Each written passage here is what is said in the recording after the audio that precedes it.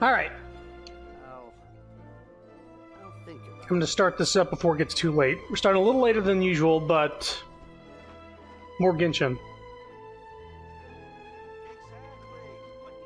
Right. There'll be an extra fee for that.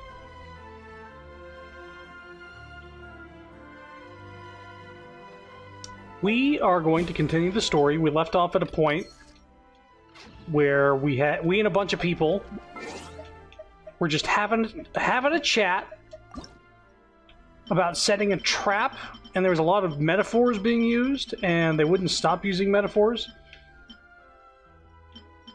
And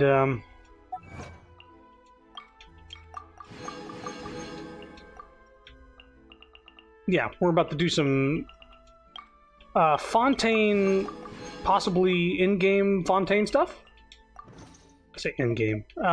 You know, into the story. Was it Goro's birthday?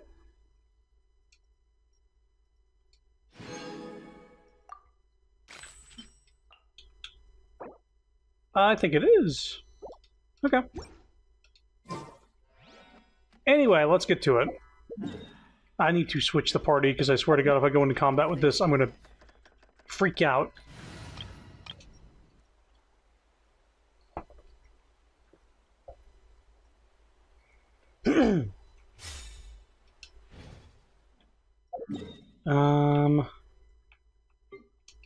Going to the sewer. Going to the sewer.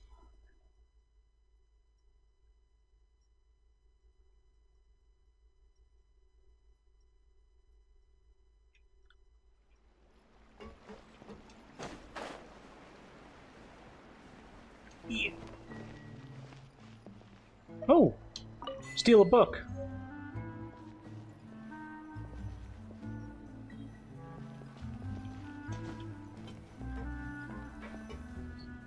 Alright, just getting right into it. Oh, Genshin notification going out. It's been a tough few days, hasn't it? So much has been happening. Those meetings sure did make me hungry. Paimon didn't think the meetings would go on for so long, but everyone seemed pretty fired up, huh? Paimon thought they'd be at least a little frightened. Well, Fremine was, now that Paimon thinks about it, but everyone else just looked a little surprised. Do you feel more confident after the meetings, Paimon? Well, it's hard to say. Paimon doesn't have any experience with this sort of thing. But with you around, Paimon sure will do great. After all, you're the most reliable person in the world, aren't you? Huh? Is something wrong? Did you just pour some tea? Paimon didn't notice you doing that at all. No, I didn't. Then what's that? Paimon's never seen that cup before. Is that Arlecchino's cup? Don't be frightened. Nope. I'm just joining you two for tea. I merely refrained from saying anything till now. Excuse? Who's that voice? But there's no one here. Ah, have you forgotten me already? Wait, you are familiar. You're the voice we heard from the sky in Sumeru. Similar to hearing Nahida's voice during the summer event before Sumeru was a place we could go to, we heard this voice in Sumeru. The voice from the sky, I fear that description is wrong. Though, not completely wrong. You're feeling lost now, just as you were feeling previously. I sensed that confusion and thus came to you. Guiding people is an irresistible hobby of mine, after all. Who are you? And what do you want with us? Consider me a passerby, just accepting a commission from my friend's disciple on a whim. The accent I'm picking up, is it Australian? I'm picking up a little bit of an Aussie accent. Friend's disciple? So this is one of the friends of Mona's master? The enigmatic inn of Hexenzirkel. Allow me to ask you, will Fontaine's prophecy come true? The prophecy. Yes, what has been prophesied will be fulfilled. You may view such things as the history of the future. What? Then is there any way we can stop it? I believe you have witnessed a failed attempt with your own eyes. Can everything in Tevat so easily be changed? There it is again. Fate. Can there really be no exceptions? Ah, so you've caught on. Just as prophecies are usually only the future as seen from the perspectives of the gods, could things be happening in hidden corners where the gods' gaze does not fall? Are the things that you shall see different from the fate that the gods perceive? What is she talking about? It all sounds really impressive and important and stuff, but it also sounds kind of scary. The tea in the teacup is just about gone as well. I believe that you understand, right? Some things are insignificant, but others you must reach out to change. Ultimately, fate shall serve as your only guide, no matter what will happen in Tevat's future. All you need to do is to play your part. This was good tea, by the way. Thank you for your hospitality. Well, that'll be all for today. The voice. It's gone. Mage Inn. Is this the clue you're relieving us? The unexpected news leads to complicated feelings. You lie in bed and struggle to sleep. When you wake up, someone seems to be outside. What? Paimon hears someone talking.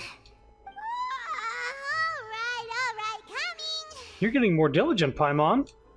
Hey, it's you who's getting lazy, okay? Well, I see I've walked in on some lively banter. Mona! How have you been these past few days? Fine, just fine. I went to take part in that Steambird panel. It turned out to be more interesting than I expected. Not all Fontanians are pessimistic about this. One journalist mentioned that sitting around and waiting for the end to come would be wrong, and that they should make their own rescue preparations. I agreed, so we had a brief chat with her. Did she have pink hair by any chance? Why, yes! It was Charlotte. You remember her, right? That daredevil journalist? I'm in full support of her view. Prophecies are very important, but how can people allow their lives to be commandeered by just a few words? That's right! Paimon's glad to hear something sensible for once. Ah, yes. About what we had discussed before. I did try, but I'm afraid I couldn't reach the old hag. I'll try again tonight, but I wouldn't get your hopes up. Actually, somebody already came over. Huh? Tell Mona about your mysterious guest. Goodness gracious. Are you serious? I believe she came to pass a message to us. She said that even the god's gaze has blind spots. Pretty bold if you ask Paimon. Most people would believe the gods to be all-knowing, right? The Hexen Circle members are certainly anything but ordinary. As for the mage named N, the old hag has mentioned her a few times. She said that N's sense of direction is incredible, and that she loves guiding those who are lost. But I've never met her, and if she were still alive, she'd be... well, suffice it to say that the hag's at least a few hundred now, and N's been around for longer than that. Whoa. The Hexen Circle sounds like a scary group. But they must really stay in shape to live so long. Their abilities alone are pretty terrifying. If she came to see you personally, then the problem you're facing must truly be of great importance. Well, it's not like Paimon could understand anything she said. Yes, she was quite cryptic, but I suspect she means that there is still a way to turn things around. She didn't say when or what that would be, though, so... perhaps it is something that you cannot know right now.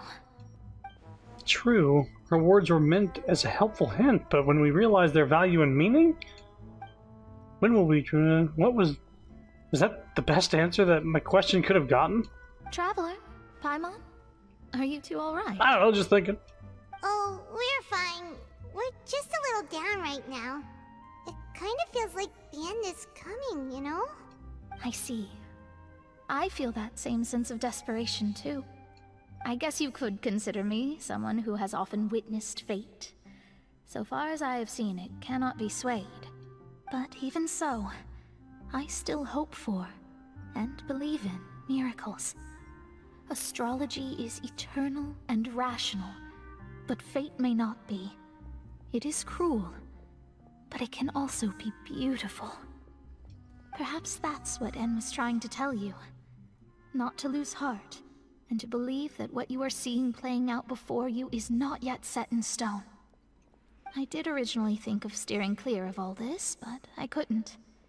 Even if this is all futile, I still wish to help everyone. If we don't struggle to the last, then how can we face the end when it comes? Huh. You do have a point. There I go, talking about astrological principles again. Sorry about that. The moment I start talking about work-related stuff. I need to get going. Don't worry about it, Mona, and thank you. It was worth trying to comfort you, even if only a little. I believe that you'll help those who are struggling in the same way I did. I suppose that might be why we always seem to meet by coincidence. Hey, yeah, thanks for, Paimon feels kind of moved by what Mona said, but also kind of sad, too. Thanks for showing up in that 50-50, by the way, Mona. Really appreciate it. Hey, Traveler. Paimon suddenly feels like going outside for a walk. Let's go. Let's walk around the city, shall we? There's a few spots we always like to walk by.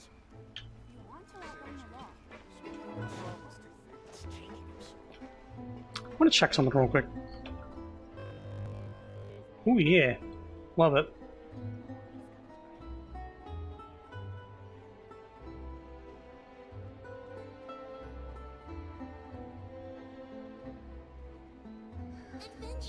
I guess I'm finally on the right path. But my research had so much potential.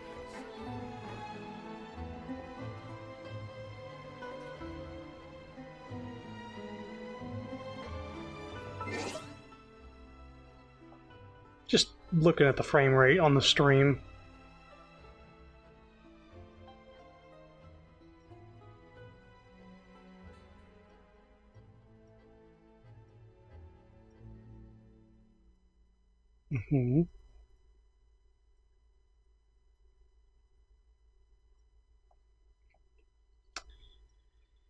It seems like it's 30 FPS. Let me just check the settings. It does say 60.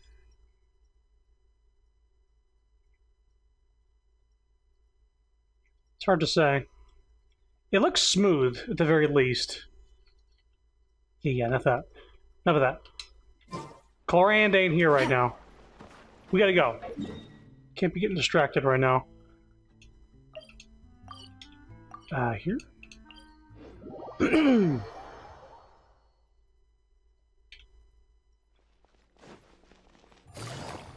Child, what are you doing in the bushes? Oh, they're playing hide and seek. Visual storytelling. No text pop-ups, no dialogue saying, I'm hiding, and I'm seeking. And we are... Huh? Our names are written in this newspaper. What's going on? Maybe we're famous? Let Paimon see! The underwater stronghold, the Fortress of Meripede, has continued in its noble autonomy, but that does not mean that others cannot interact with it. My recent attempts to enter the fortress bore little fruit. Huh. Guess Charlotte still hasn't given up on that. Thus, did an Outlander friend become the focus of this report? A blonde adventurer with their white fairy, legends trailing in their wake. It is said that this mysterious traveler once visited the underwater fortress. So while the fortress's interior remains a mystery behind closed doors, do not fear, for the tales of the traveler contain surprises in spades. Journalist Charlotte's biggest scoop yet, the Traveler's Trail, World Walker. Wow. Huh. Charlotte took so many awesome photos of us and we never even noticed her. That's a little creepy.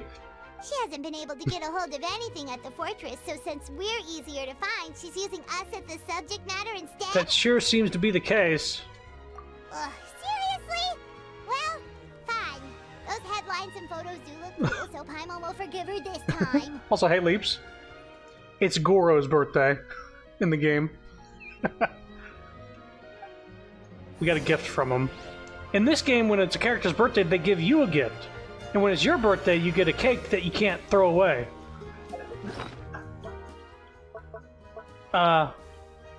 Where is it? Ah, this one. Cake for the Traveler. Can't be destroyed. Very special item.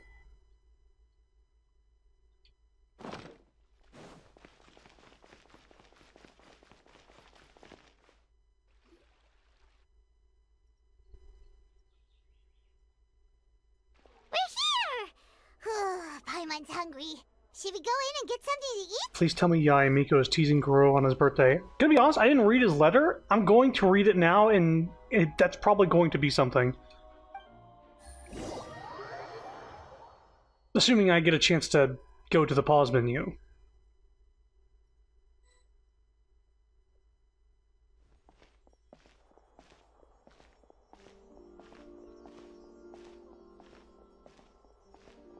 Hey, quick! Look!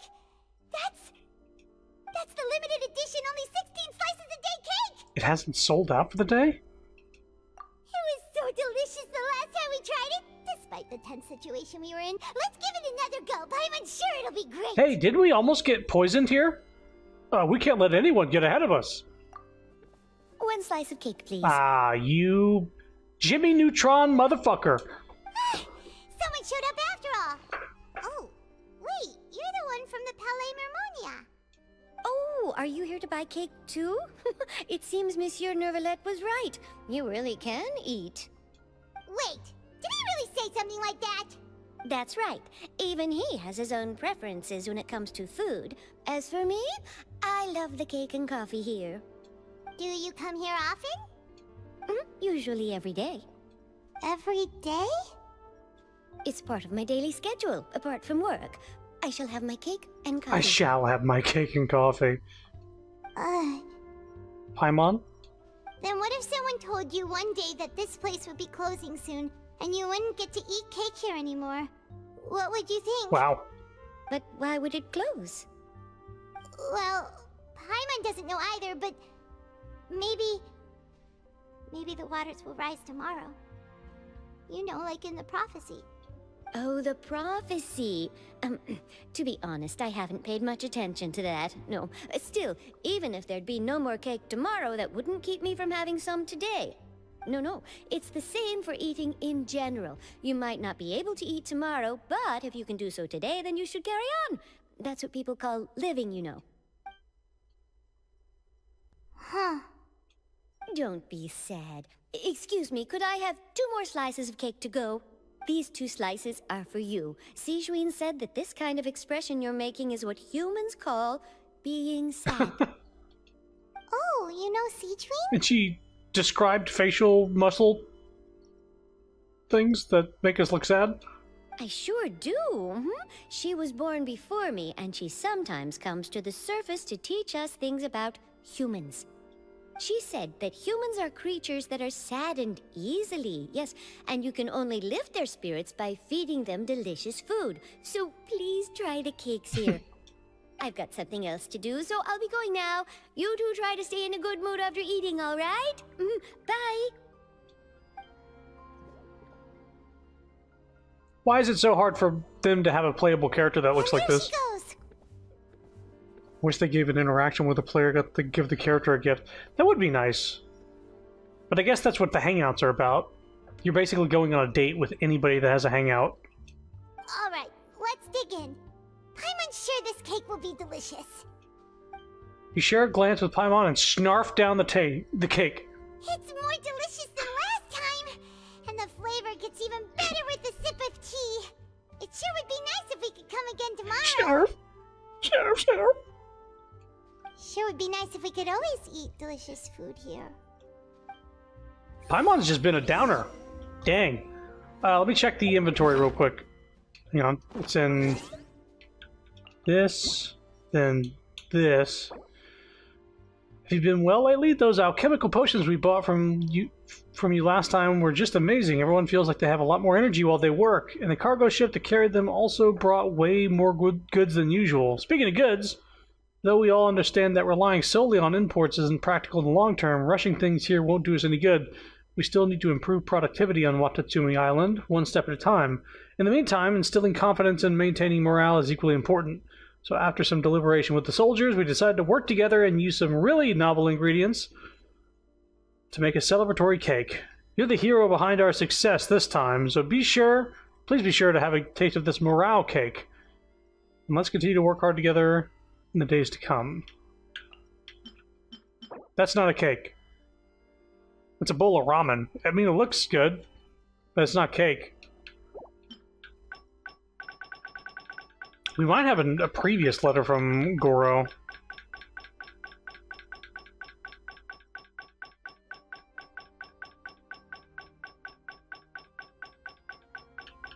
There we go.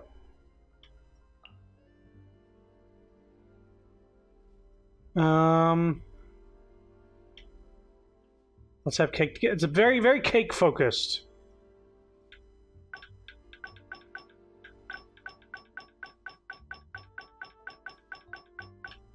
Chang Yun was the first letter I got from a character. Interesting. I know that Yae Miko sends you a letter for both Raiden Shogun's birthday and her own. Because I think they're like a day apart.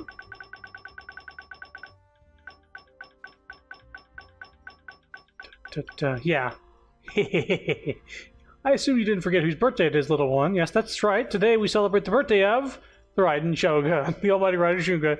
Yeah, she writes you a letter for Raiden Shogun. She goes, oh, what coincidence. What a coincidence. Well, right after yesterday's letter, here's another one from me. Don't worry, there won't be any tomorrow. Yeah, so basically, her birthday is one day after Raiden Shogun's.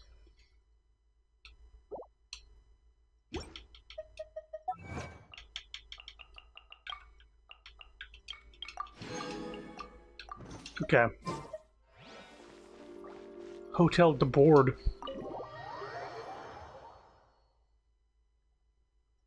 Say this because of my Honkai profile. I have every specialty item. The Steambird office. Let's go look for Charlotte and have a chat. Have a chat. Every specialty item from every character I rolled for the 3 years I played back in 2017. Like, that's every birthday and holiday from 6 individual characters for 3 years. So yeah, you get birthday things from people you don't even own in this game, though. It's just if you happen to be logged in on the day that is their birthday, they'll send you a letter.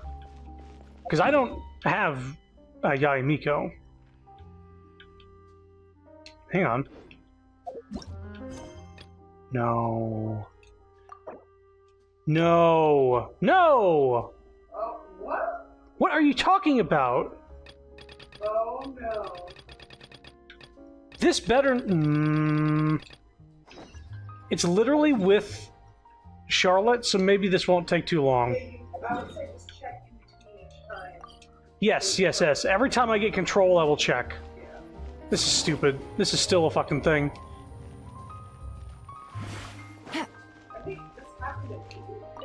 Truly spectacular weather today, no? Yes, truly. If only the weather was this cooperative every workday, I should be quite merry indeed. Speaking of work, my dear, you're here to interview the troubleshooter position advertising the Tales of Humanity section, are you not? I am. Sure, whatever moves this quest along. Excellent, you didn't ask any questions about the title troubleshooter, and thus it can be surmised that Ethan's word choice, while eccentric, is simple and easy to understand. Putting that aside for a moment, would you like to know how I was able to correctly ascertain that you were here for the job, and not seeking to ask for help in the Tales of Humanity section? Observation. Every citizen who comes to the Steambird seeking help appears anxious and jittery, but your steps are relaxed, your expression calm.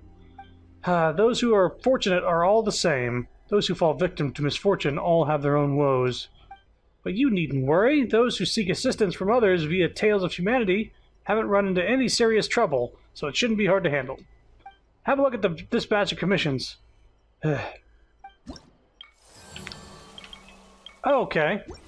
All you need to do is find some time every week to read. Oh, this is just the... What? This is just the commission for the region.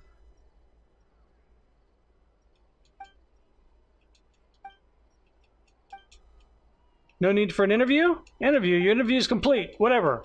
Get the fuck out of here. Yeah, this is just the... Tell me.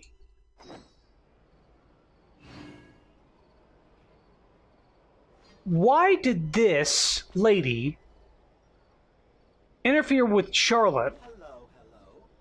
A good newspaper should be a lighthouse of truth. This is just somebody you come to after for your daily, weekly stuff. Oh, if it isn't the Traveler and Paimon! Oh, have you seen the article I wrote about you? Yes.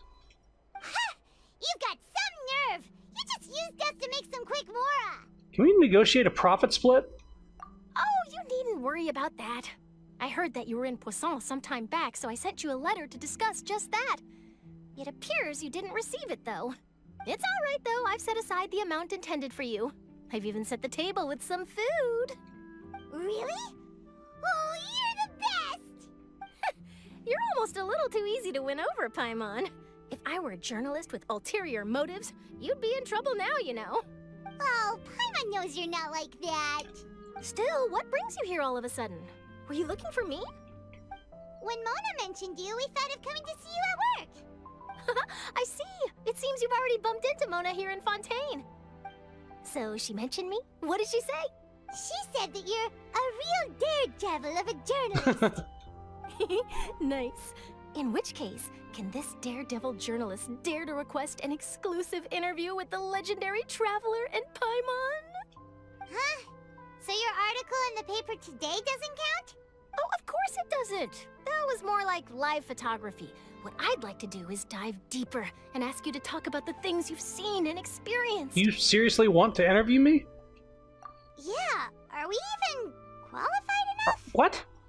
Why not? If I say you're worth an interview, then you're worth it. But not right now, of course. I'll need a few days to prepare. Oh. In that case, we'll just chat when you have the time then? Oh, so that's a yes? Ooh, splendid! I'll tell the editor-in-chief immediately. I'll have to apply for lighting, a venue, some props, and... Whew, so much to get done now. Talk to you later. Wait, Charlotte. Paimon's still got a question for you. And what's that? If, just for example, Fontaine were to be flooded tomorrow, what would you do today? Huh. That's the prophecy you're talking about, isn't it? I mean, I do hear about it often, but I've never once thought that the day could be tomorrow. If you're seriously asking, then I might try and think of a way to leave Fontaine. Oh, but I'm still a journalist first and foremost. That means I have a duty to be reporting from the scene. And secondly, I wouldn't forsake my homeland that easily. From what I've seen, most people don't know what they'd do should the worst come to pass. In truth, it might be better just to behave like normal rather than worry over such an end. So in all likelihood, I'd probably still be prepping at the office for that interview of ours. I know what you're thinking. That sounds a bit sad, but I've always believed that it's best to do what you enjoy. Just think about it. If this nation really were to be suddenly destroyed tomorrow, but I still successfully finish an exclusive interview with a truly unique person, then the story I would wind up writing would truly be timeless. And then do you know what I'd do? Well, I'd write that story, send it for printing, and use messenger pigeons to get copies out to the various nations as soon as possible. I'm not a dreamer, nor am I a workaholic, but I do love my job, and I'd be proud of leaving such an article behind. I guess you could say that I was born to be a journalist. Yeah, I don't think she's gonna do a gotcha interview and try to, like, make us look bad. And have her face get punched like the one in Mass Effect. But anyway, that's my answer. And on that note, I'll get back to my preparations. That's so nice. All of a sudden, Paimon actually kinda envies her. Anyway, let's go and take a look at the sea, shall we?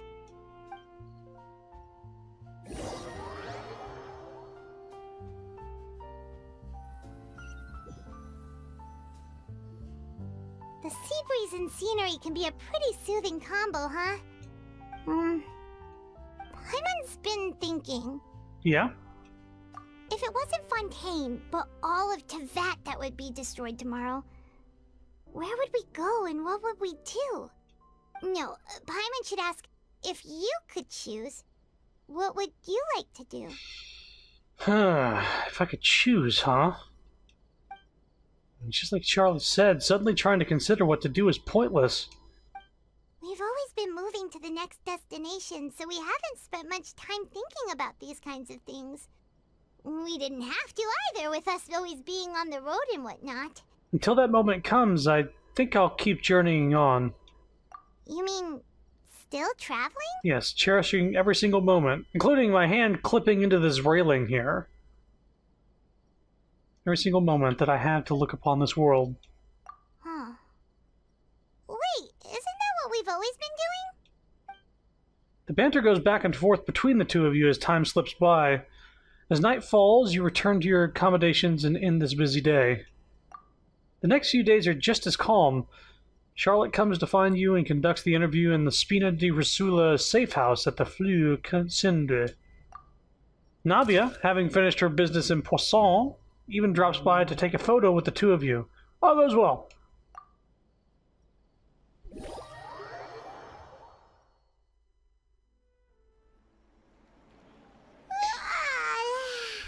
Feels like you'll grow mold if you stay here long enough. But it's still better than the Fortress of Mirapede, that's for sure.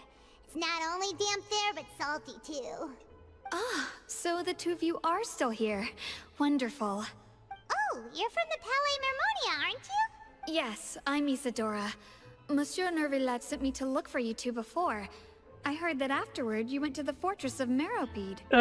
So are you under the impression that we might be wanted criminals? Not at all. I'm well aware that you're friends of his. Actually, I'm here to pass along a message from him. Did something happen? Yes, inside the Opera House. The Maréchaussée Phantom has declared the incident a small-scale riot. Phantom? What are you talking about? Incident? Small-scale riot? What the fuck? A riot? Well, that said, I don't personally think it was that serious. Lady Farina was watching a performance at the Opera House, and while she was resting during an intermission, some other audience members suddenly started harassing her, loudly accusing her of doing nothing about the prophecy crisis. Ooh. And before she could respond, others started to join in. The crowd continued to grow, and protests against the Hydro Archon started to break out. So people have started to put the blame on Farina. Guess they finally found an outlet for the pressure they've been under due to the prophecy. I agree.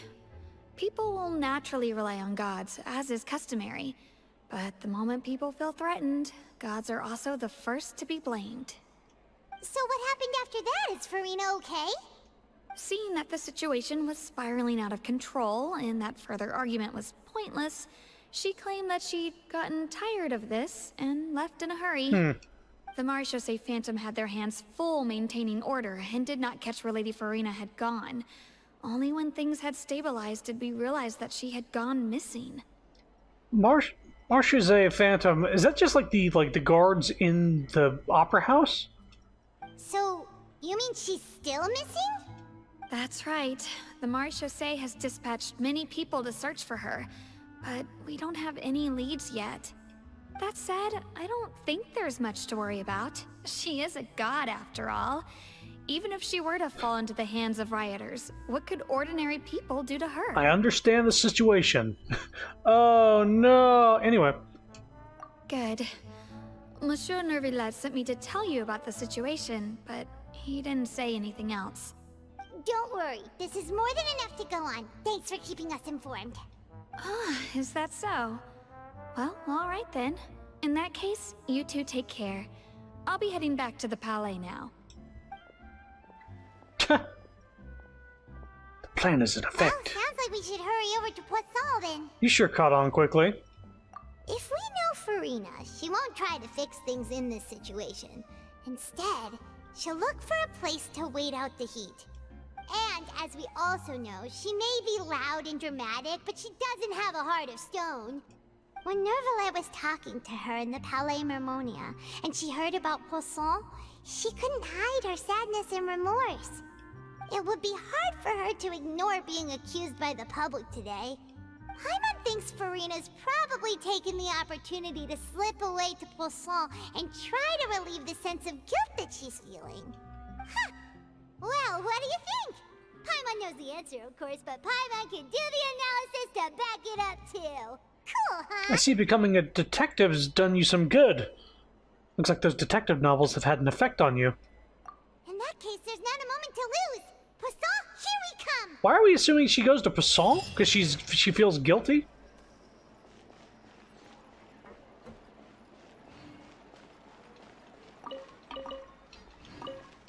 If the rioters, or the people who are protesting, I should say, Farina,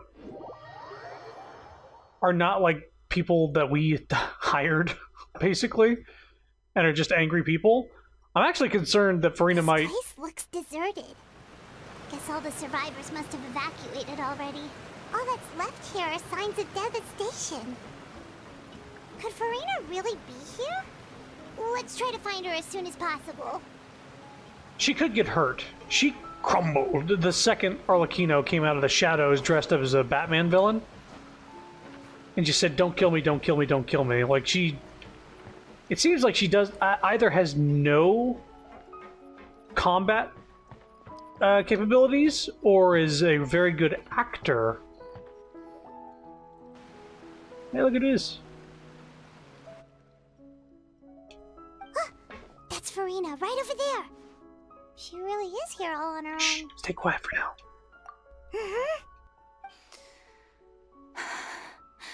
Should I just give up? This is all meaningless. What was meant to happen did happen after all. Everyone's dead. I'm sorry. I am so sorry. Give up, Farina. There's no point in holding out. I'm sorry. But what can I even do other than to repeat meaningless apologies over and over? Farina. Who's that? Don't worry, Farina, it's just us. So it is you, blonde traveler from another land. Why, I almost thought you were someone from that mob of my ignorant subjects. Come to kneel and beg for my forgiveness. Give me a sec.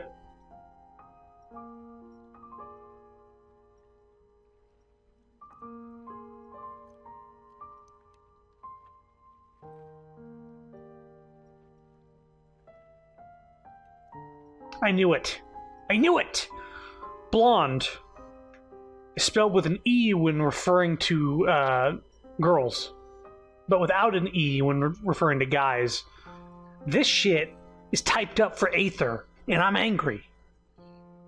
And I'm angry about the typo because we're a girl. Anyway. Farina, you were crying just now, weren't you? The tear stains on your face are obvious. What do you mean, tear stains? Oh, I remember. The show at the Opera House earlier this morning was so moving. I'm still trying to process it. Who did that uncivilized rabble think they were, disturbing my enjoyment of the arts? They even dare to tout their Archon. I must teach them a lesson. I can just imagine their twisted and frustrated faces once they realize that I'm nowhere to be found. Oh, and I'm sure Nouvellette and those people from the Maréchaussée Phantom are freaking out right next to them, too. Stop trying to act tough, Farina. You're actually beyond devastated right now, aren't you? Of course not. Hey, there she is! The Hydro Archon's over there! Quick, after her! After her? Farina, those people seem to be after you. They are? They're just some rabid fans who want to cut the line because they haven't been able to meet me in person, aren't they? That's against the rules. I can't let them get their way. Farina just ran off! Quick, we have to catch up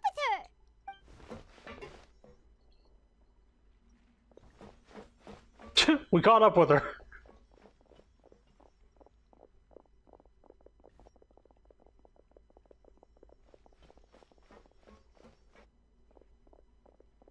Our sprint gauge isn't as big as yours.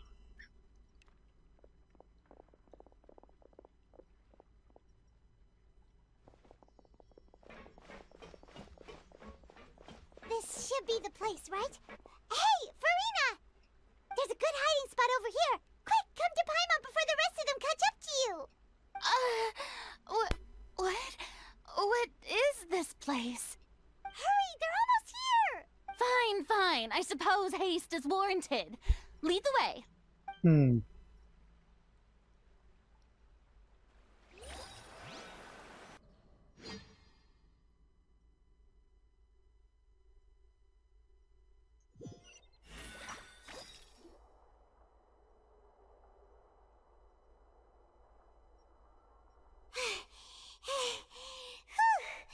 Paimon's exhausted.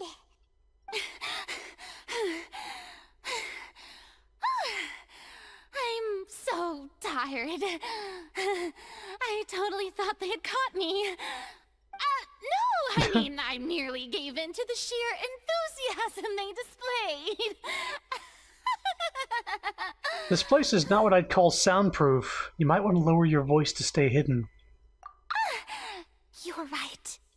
Yep, that's a good girl.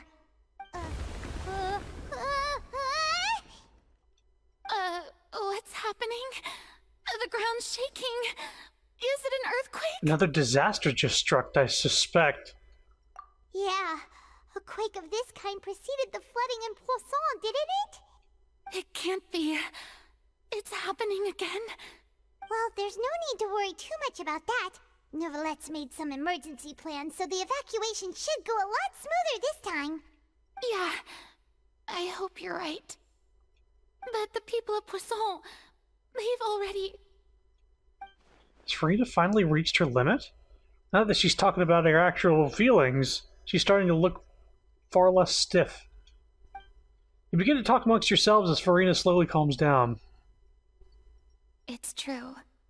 I've been investigating the prophecy for hundreds of years. I once had informants all over Tevat, searching for clues and feeding information back to me. I've tried all kinds of ways, too, to hold back the sea. Anything to keep the coastline from advancing. But all my efforts proved to be futile in the end. Really, the truth has been clear to me for a very long time. We cannot make an enemy of the divine. No matter what we do, the will of the heavenly principles will have its way, and the prophecy shall be fulfilled. But even then, you still haven't given up, right? Give up. I do love the sound of that phrase. It would mean finally coming to terms with fate, but also for me to finally be free. But that would also mean that all hope would disappear. Indeed. I've thought about giving up so many times, especially after we almost lost Poisson. Fate is really unreasonable, isn't it? It has no heart and obeys no rules. The prophecy has only just started to come true, and so many people have already lost their lives. But just now, it all became clear to me. I still don't have the right to come to terms with fate on behalf of everyone else. As long as the final moment hasn't come, it's still not too late. Don't worry. I will keep hope alive for everyone until the very end. Well, that's enough for now. I got the impulse to play the stricken maiden, but honestly, considering my rank and station, that wasn't a good fit at all. Don't take any of what I just said seriously. How could I possibly let Fontaine fall to the whims of trivial prophecy? on! Paimon could have sworn you were actually being honest just now. We're running out of time. We can't just go back to square one like this. I have to get more information out of her. Farina, you might not have to shoulder this burden alone. Although I don't know what you might be keeping from everyone, the people are more than willing to share your burden with you. Share my burden. That's impossible. It was fated right from the start that this would be my duty alone. But even if your burden doesn't need to be shared, you can still choose to confide in someone. Just share it with me. I'm what you'd call a witness. A witness? Yes. I've heard that you came to Tevat from beyond the stars, yes. In other words, you never belonged here. And if Tevat is, in its entirety, a show on a stage, then you're just a spectator, aren't you? Yeah, I'm meaningless. If that's the case... There's no time left. Please, Farina, just spit it out.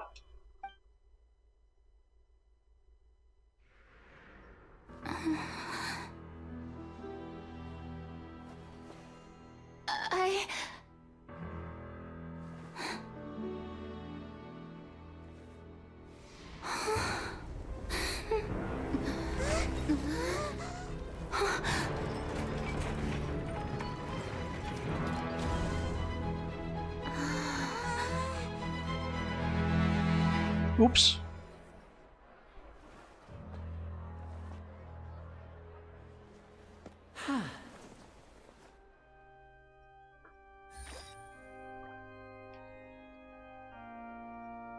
Ladies and gentlemen, this concludes my opening performance. Now, without further ado, we may proceed to the trial of our god. So this is what it is. Yes, you deserve praise for the effort you took to raise the dramatic stakes. Do not forget, however, that I am Fosalor, the god of justice, the embodiment of justice itself. Does it not strike you as even the least bit absurd to bring the very concept of justice to trial? May I interpret these words as your refusal to stand trial? In that case, you will have the opportunity to defend your honor through a duel.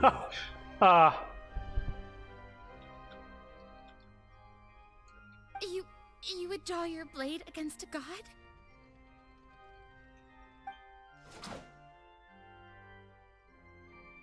I see. It seems like you have made up your mind.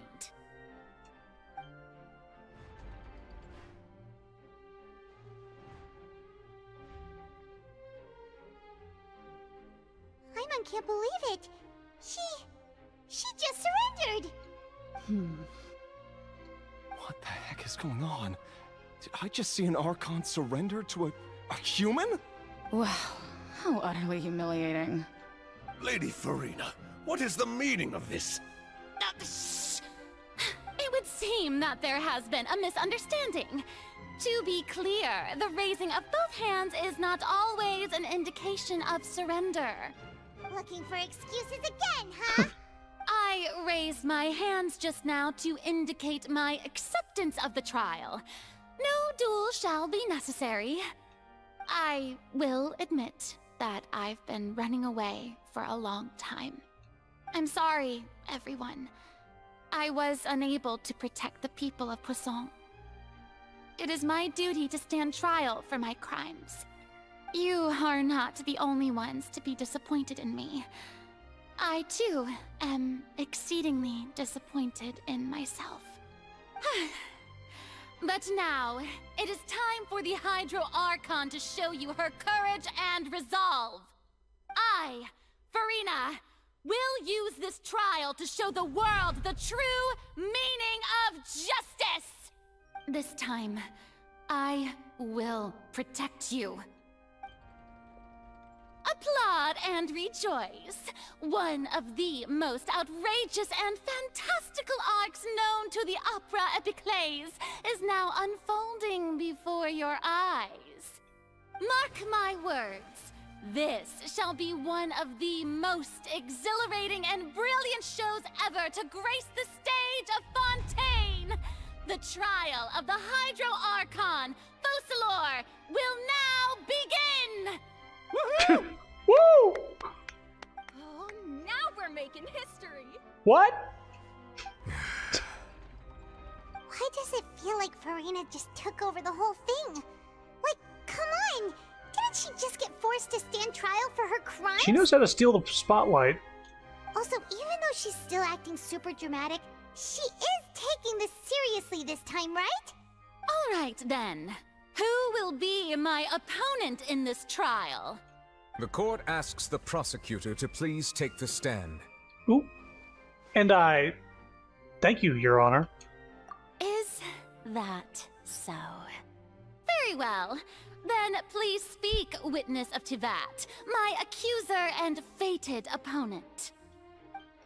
We're so close to getting here to tell us the truth, and it still turned out like this in the end. It's okay, though. As long as we can defeat Farina in court, we'll still have a chance to figure everything out. What if she just refuses to say anything and goes to Meripede?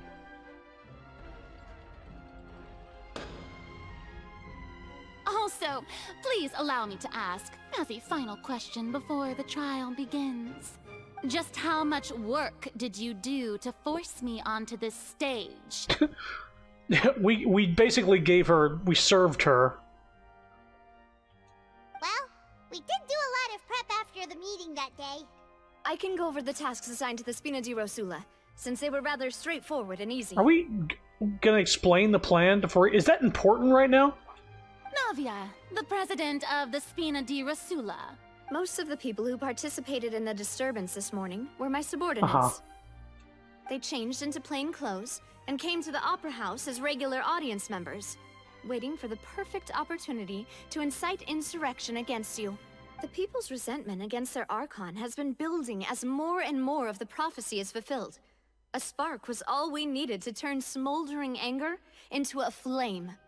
Moreover, according to our understanding and analysis of you, when something like that occurred, you would likely flee the scene and head to Poisson by yourself.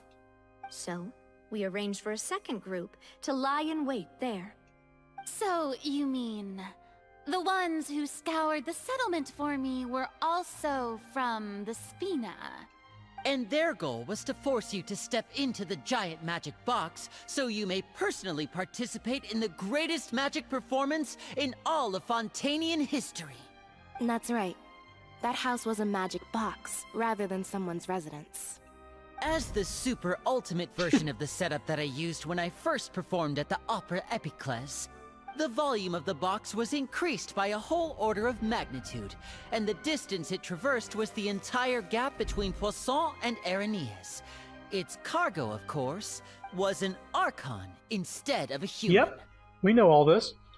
My thanks, Farina.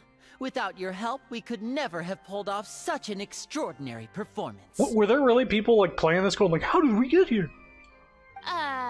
You're welcome? But how? Of course, this performance was only made possible with Father's support. The House of the Hearth spent a massive amount of labor in Mora to pull this off. We had to select a location, construct the giant magic box, dig a tunnel, and open up a path through the water. It was a lot of work for all of us. So, in other words, the earthquake that we felt within the giant magic box was just a normal tremor from the transportation of the whole house? Yep. That's right. It wasn't a sign of another disaster to come. Sorry about that. We deceived you back there. Guess we're pretty good actors, huh? Then, I can guess Nervilette and Cloran's parts. You gathered a crowd, prepared a stage, and made sure that the champion duelist would be immediately ready for a fight. Also that as soon as I appeared on the stage, the trial may commence without a hitch. Am I right? Yes, that is correct. Well, Clorand, I must commend you for your courage. Only the most outstanding champion duelist in all of Fontaine would accept a duel with an Archon without flinching. We did that too. Thank you. As for you, Traveler, You can't keep I suppose doing your this. role was to keep me distracted with conversation once you found me in Poisson. I can. You'd make sure that I didn't notice anything amiss before revealing yourself as my prosecutor once we'd arrived onto the stage. No, you guessed wrong. Oh? My mission was to give you one last chance.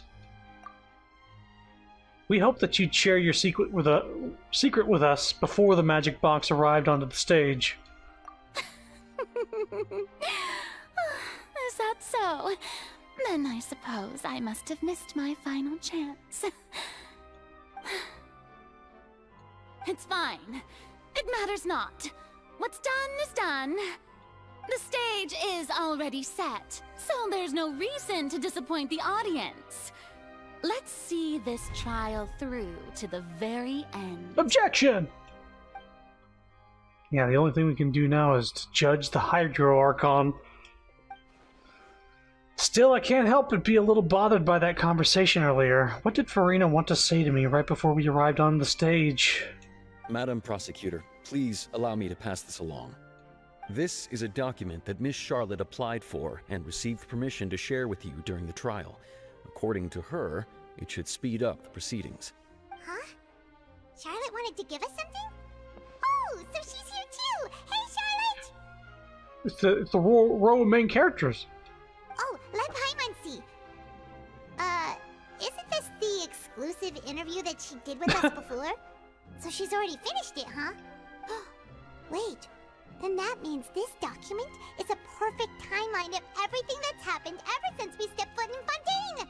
So in other words, we can refer to this anthology of evidence every time we want to use something from our journey as evidence for an argument! It's a super practical gift. I never would have thought of using it that way. Let's quickly confirm the information in it. Just think of it as a refresher, alright? You defeated the Hydro Archon in the very first duels you took part in at the Opera House. That's one for the history books, all right. I didn't think that you'd wind up getting to the bottom of the case I'd been following all this time. I guess you could also see this as a happy coincidence. This is the first time Monsieur Nervillette had a difference of opinion with the Oratrice. Even the Hydro Archon can't figure it out.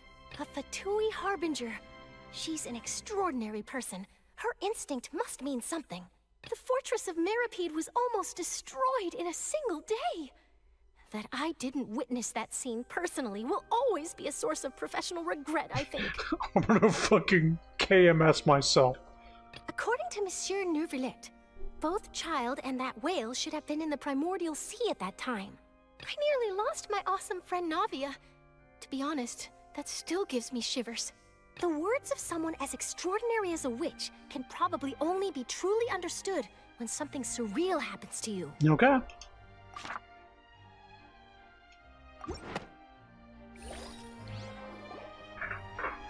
The prosecution and the defense are both in position.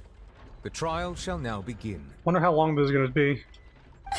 Oh, come on, Nervillette.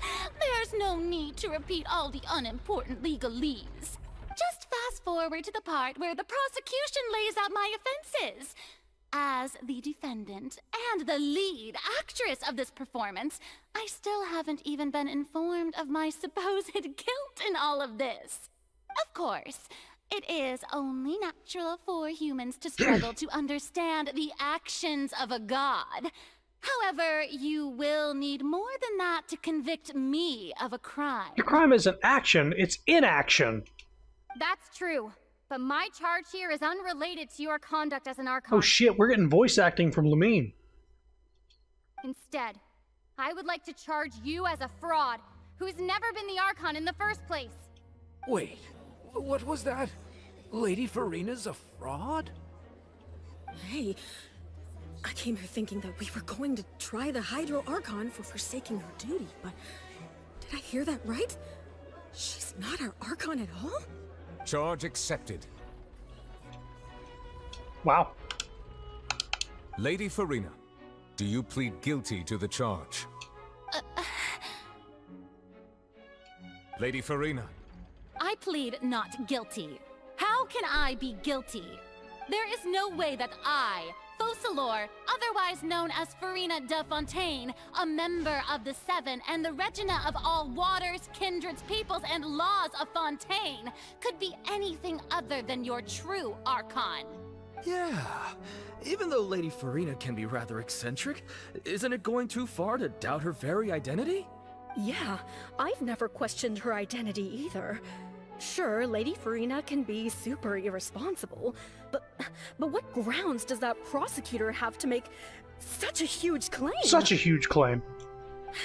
I have cause to believe that common sense will prevail in this case. Many of the members of the audience have known me as the Hydro Archon ever since they were born. There would be no fooling their memory. See? Even the Oratrice has decided to show me its favor. Are you sure you want to commit to a charge that will never be upheld? If you wish to drop the case, I can promise you as the God of Justice that you will not have to face trial for making a false accusation. We will treat everything that's happened as a dramatic spectacle and move on with our lives. What do you say to that? Sounds like bargaining. Huh. An argument with near impossible odds, huh? We have to not only refute Farina's claims, but also overturn the long-held beliefs of the people. The people only see you as their Archon because that's their long-held belief. Well, I tried to give you the chance to surrender. If you must persist, then let me ask. If you believe I'm not the Archon, then what manner of being do you think I am? And if I was not the Archon, then how did I manage to live for over 500 years? I gotta think carefully. What do we know to be special about Farina exactly? Well, she could dolphin dive.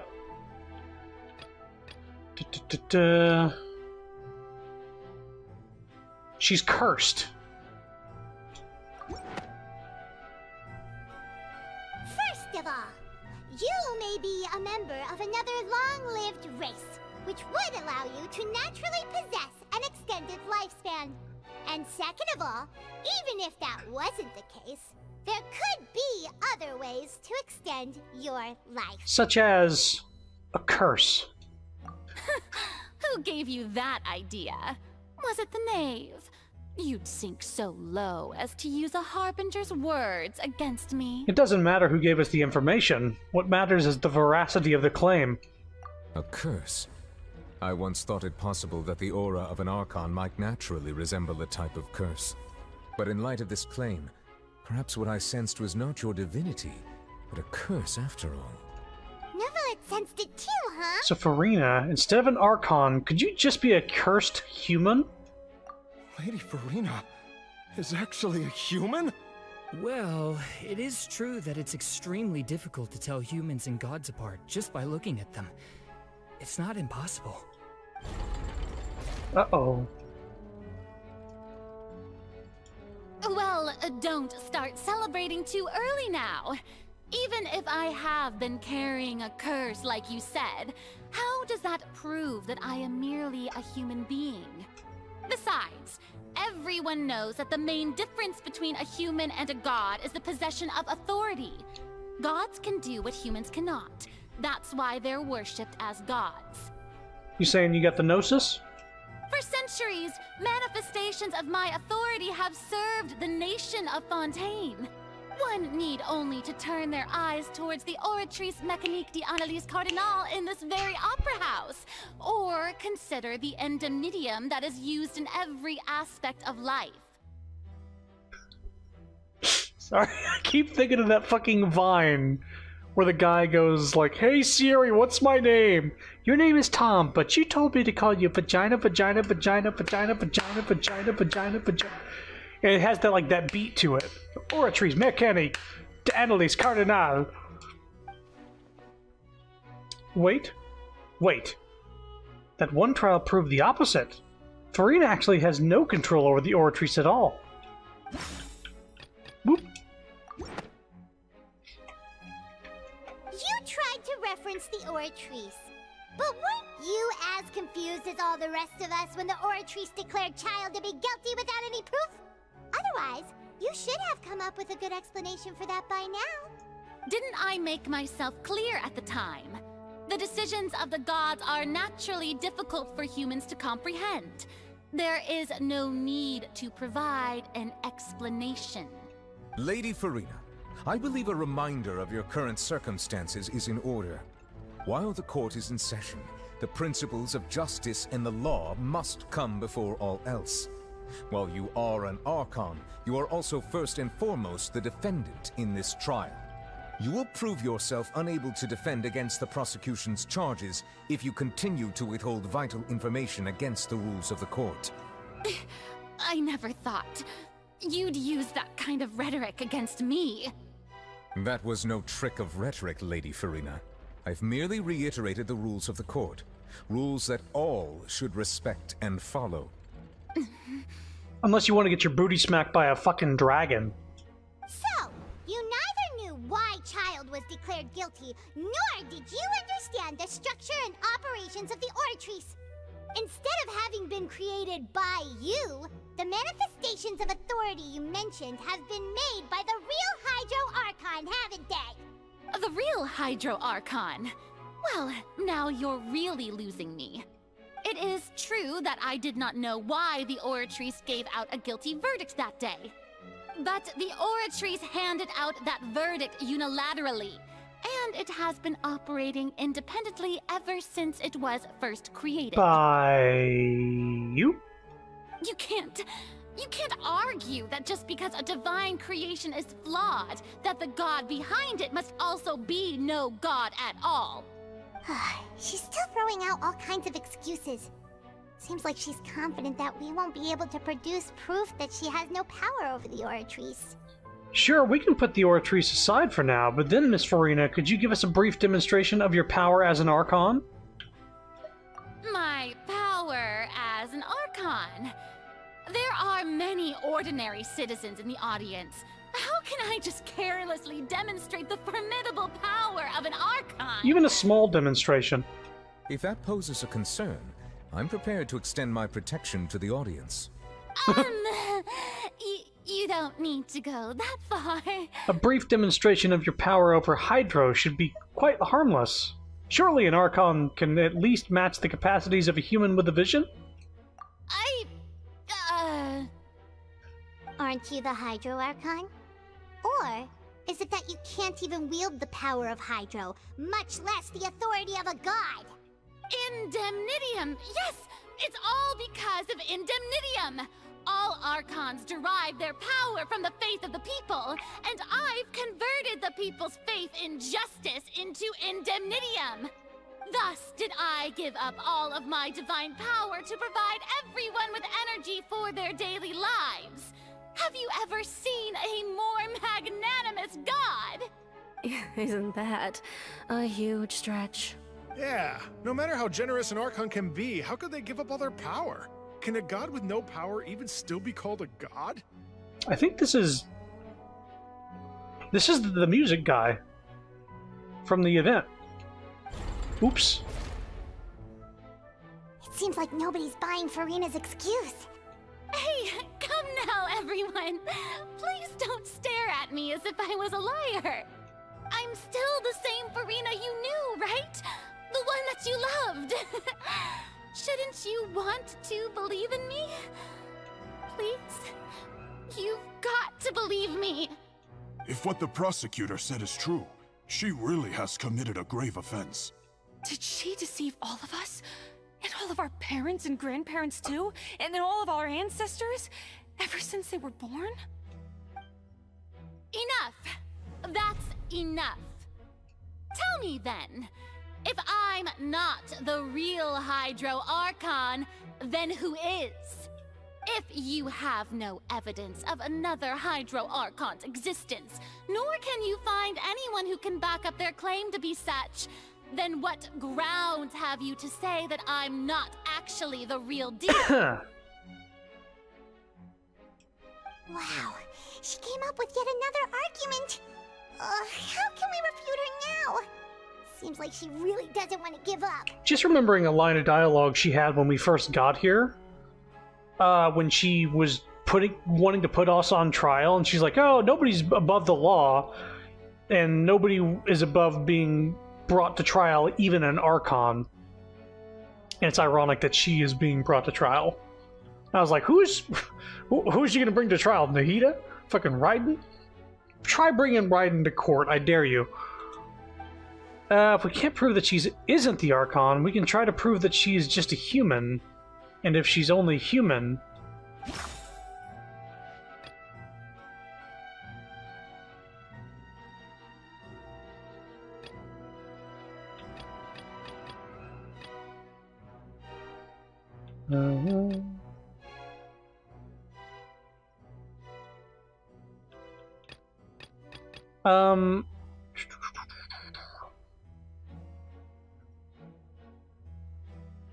It has to be with her being afraid of dissolving, maybe?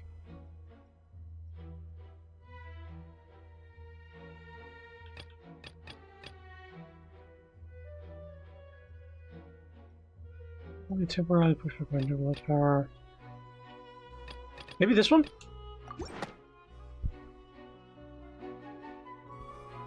has been established that all Fontanians can dissolve in water from the primordial sea. And that means... Since you insist on claiming to be a god and not a human, then there's a method that you can use right here and now to eliminate all suspicions of you being the latter. Miss Navia, please apply to serve as a temporary attorney for the prosecution before addressing the court. Though you act in partnership with the prosecutor, you must still adhere to proper procedure. Super sorry, Mr. Super Chief sorry. Justice. I swear this really will be the last time that I'll speak out of turn. Now, I've brought some seawater from Poisson. As everyone knows, a massive flood struck the area not long ago, taking many lives, including those of some of my closest friends. So, Miss Farina, would you dare to touch some of this seawater? If we are to believe that you are indeed the real Hydro Archon, touching this seawater would have no effect on you. All it should do is strengthen your case. But if you don't dare to touch it, then we would have basically proved the reverse. Oh, and I must remind you that after the disaster at Poisson, nobody wants to see any more people dissolve. I do hope you'll act prudently and choose the simpler path of admitting guilt. Navia from the Spina di Rasula. The Spina has governed Poisson for many years. I guess her suggestion is valid. If Lady Farina is indeed just a human, she's probably Fontanian like all the rest of us. Would she really dare to try? Whoa.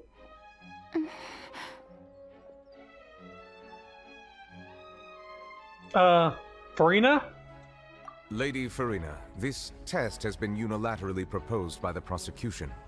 As it falls outside the realm of standard court proceedings, you possess the right to decline participation. Well, of course he had to tell her that. But refusing to participate is basically the same as a confession of guilt. She's just staring at the water without saying a single word. It really does seem like she's quite terrified of it. That could only mean... What's going on? Is she really planning to... That's not what we thought she would... Due to the inherent risk of the test, Lady Farina, you may... What? Hey! She actually...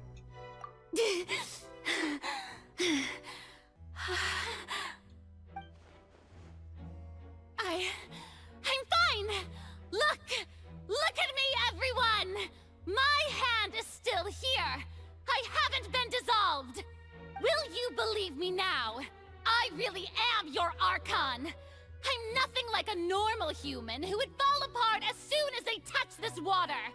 Really? Was this not the most obvious thing in the world? Miss Siegewing? If you're present, Miss Siegewing, please come forward and attend to the defendant. Siege, Win? Don't be nervous. It'll just take a few seconds. Let me see. Is she gonna detect her heart rate being...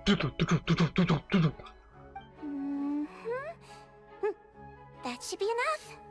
Please announce the results of your evaluation to the court, Miss Siegewien. As everyone doubtlessly saw, Miss Farina was displaying symptoms of hyperventilation and flushed skin.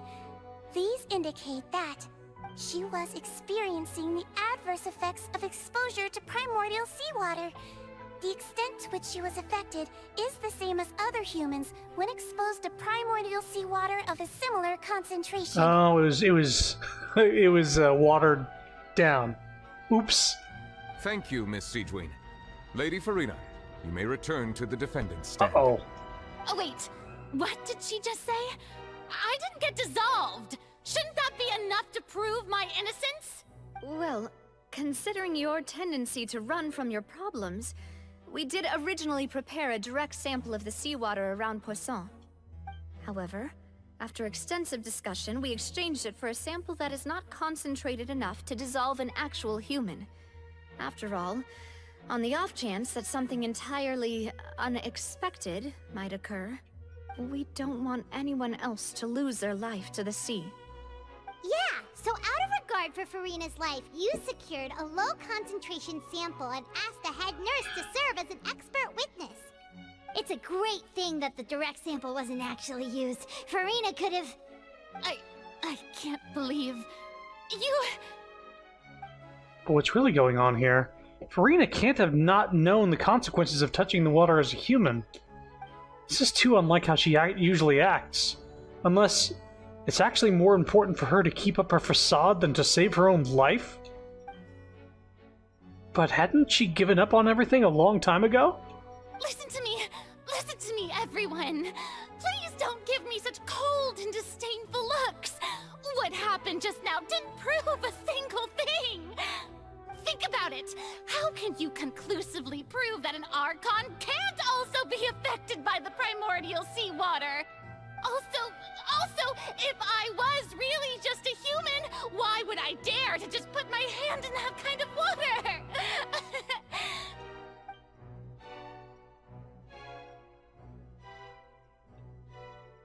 Please, everyone, anyone, just listen to me!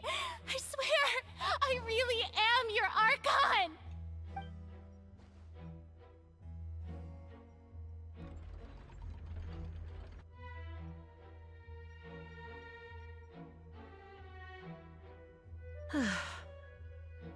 I don't think anything she says at this point will sway anyone.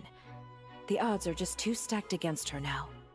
With all the things that have been said, Paimon doesn't think there's any way left for Farina to win. I believe the time for arguments and presentation of evidence has come to an end. If there are no objections, we will move on to the final judgment.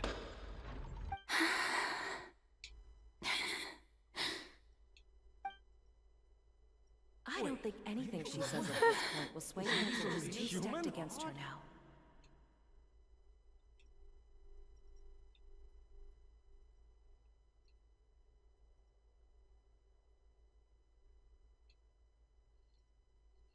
In my capacity as Chief Justice, I shall now render judgment on Farina's misrepresentation of herself as the Archon of Fontaine. As a human who knowingly deceived her fellow citizens, Farina is... guilty.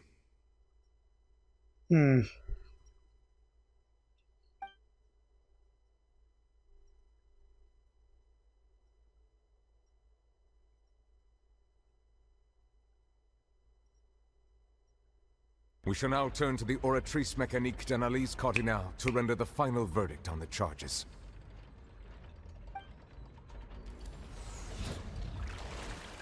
Wouldn't it be wild if it said not guilty? For no fucking reason?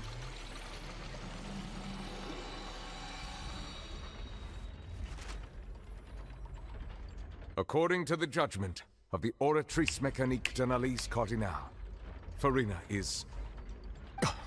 Well, what's wrong? What's the Oratrice's verdict? Can't be. Did the Oratrice just declare Farina to be innocent? No. The Oratrice also displays a guilty verdict. Does it? Isn't that correct then? However, the exact wording of the verdict is thus: The Hydro Archon. Guilty. So it acknowledged her as the Hydro Archon, but says she's guilty of posing as the Hydro Archon. To be punished via the death sentence. Oh, shit. The death sentence? That's actually one of the available sentences? I've always thought that it was just a myth. The one and only time the death sentence has been handed out at the court, and it's been given to the very person we've worshipped as the god of justice? What an unexpected twist. Farina's been sentenced to death by the Oratrice? We just wanted to use the trial to show her the seriousness of things so she'd tell us the truth. How did things escalate this quickly? This outcome is indeed quite strange. According to Fontaine's current definitions of justice, as well as its recommendations for criminal sentences, is this sentence really appropriate for the crimes that have been committed? Boy, wouldn't it be lovely to live in this world where they're going, like, posing as a god? That's not death sentence? Are you kidding me? Yeah, even Vacher wasn't sentenced to death by the Oratrice. You know, the real evil mastermind behind the serial disappearances case. What's more strange is, instead of Farina, the Oratrice rendered judgment on the Hydro Archon. Indeed. Not only is Farina's sentence overly excessive, the very point of our trial today was also to prove that Farina has never been the Hydro Archon in the first place. I thought that's what the twist was, but they were like, no, actually death as well. But now, the Oratrice seems to have deliberately invoked the title of the Hydro Archon. What does this mean?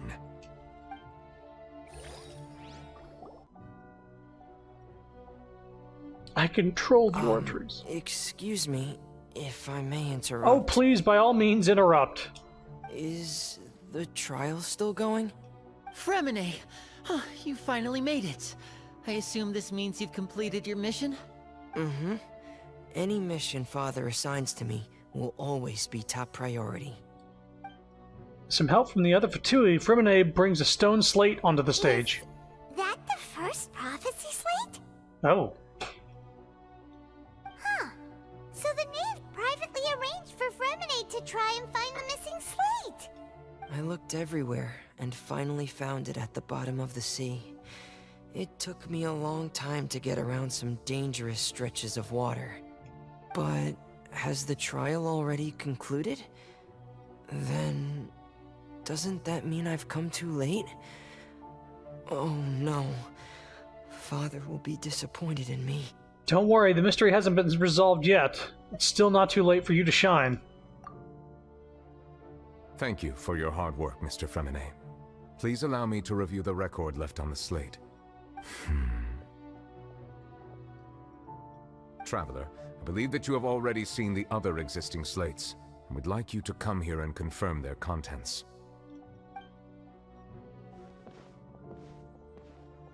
Huh? So what do you see? What is it? This looks like the previous Hydro Archon releasing her divine power, turning the Oceanids into human beings. I believe I've now made sense of the Hydro Archon's crime. It has to do with Fontaine's lost history. Huh? Isn't the Hydro Archon just guilty of deceiving her people? Oh, wait, no, that's Farina, and we've already proven that she's not the Hydro Archon. So when you say Hydro Archon, do you mean the real Hydro Archon we've been kinda talking about? In truth, everything that you've encountered in Fontaine up until this point can be traced back to the contents of these stone slates. However, I'm uncertain as to how much sense they currently make to you. An association between the contents of the slates and the events in real life. Okay, let's try to recall the contents of the other 3 stone slates. Paimon will do her best to help you remember.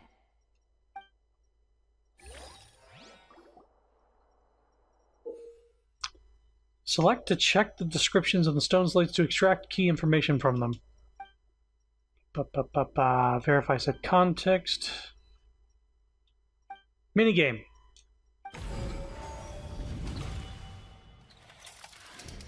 The first stone slate describes what you just said. It seems to show the previous Hydro Archon using her divine power And then the Oceanids turn into humans. Does that mean that Fontanians are transformed Oceanids? Oh, Paimon wasn't expecting that. But if Oceanids can turn into humans, then perhaps this process can be reversed as well. The second stone slate shows Celestia floating in the sky, and the Hydro Archon and her people worshipping it together. But the heavens still brought judgment down upon them. They also called it Celestia as well. This must be the point when the Hydro Archon and the Fontanians were branded with their original sin. Does this mean that the original sin and the Hydro Archon sin are the same thing? The third slate shows the Hydro Archon seeking into the sea surrounded by many people. That reminds Paimon, didn't we also watch that happen to someone else? Well, the fourth slate is the prophecy the Fontanians have been talking about. People dissolving into the sea, the Hydro Archon crying on her throne, and so on.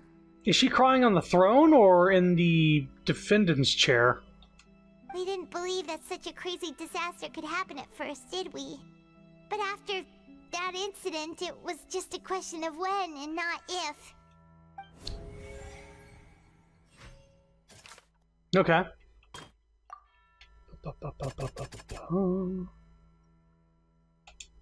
doesn't sound quite right. I'm sorry. I thought that was exactly what it was. Anyway, let's go to the first one. Seems to show the former Hydro Archon using divine power to turn oceans into people. Oceanids.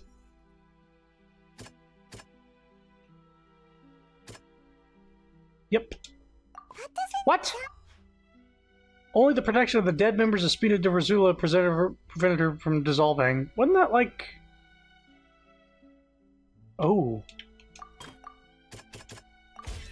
It's not as simple as falling into the sea. When Navia fell into the sea, her consciousness was subjected to judgment. The stone slates show the people gathered around the Hydro Archon in the sea.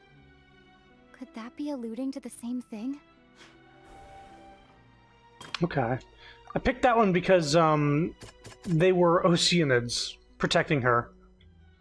But maybe this one? We know from the case of the serial disappearances of young women that Fontanians can be dissolved in primordial seawater. And the first stone slate tells us that long ago, the Hydro Archon used her power to turn Oceanids into humans. What? I didn't hear the last line. Whoops. It looks like the defendant chair. I'm mad when I played. I didn't catch that until after. Yeah, because it is the defendant chair. Because that shot just stuck in my mind. This... Ooh. Guilty of original sin? Nope.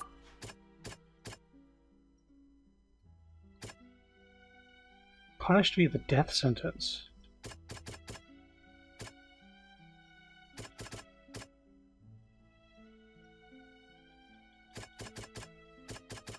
But the heavens still brought judgment down upon them. I guess. Perhaps what is about to take place has all happened before. The true sin of the Hydro Archon that Nervilette mentioned, and the original sin cast down on the people of Fontaine by Celestia, as recorded on the stone slates. That one didn't make quite as much sense there. Shows a scene basically identical to that described in the prophecy circulating throughout Fontaine. Fontanians will eventually be dissolved into the sea, and the Hydro Archon will sit alone on her throne and weep. It's probably this, even though I don't think it should be. Prophecy from the stone slates found its way into society, but not many people believed it at first. The fortress of Meropide was nearly flooded with primordial seawater, which we know can cause Fontanians to dissolve. It seems increasingly likely that the prophecy may come true. If we hadn't dealt with it in time, things could have gone very badly. I don't know why that was the right one. It just felt like the right one based on the weird logic. The primordial sea, but won't cease to exist. Their essence will flow in the seawater, converge, and take the form of an Oceanid. The Hydro Archon was sentenced to death in court, shocking everyone present. Perhaps this means that her sin was actually Fontaine's original sin. Navia fell into the water inside those ruins, and she nearly dissolved. She was surrounded by the people of Poisson in a court within her consciousness, and was forced to take part in a trial meant to make her stay. The eruption of the primordial sea at the fortress of Meripede was the surest sign that the prophecy was about to come to pass no matter what. The stone slate's content can all be verified by recent events. If we combine what we know together, loads of truths should come to light.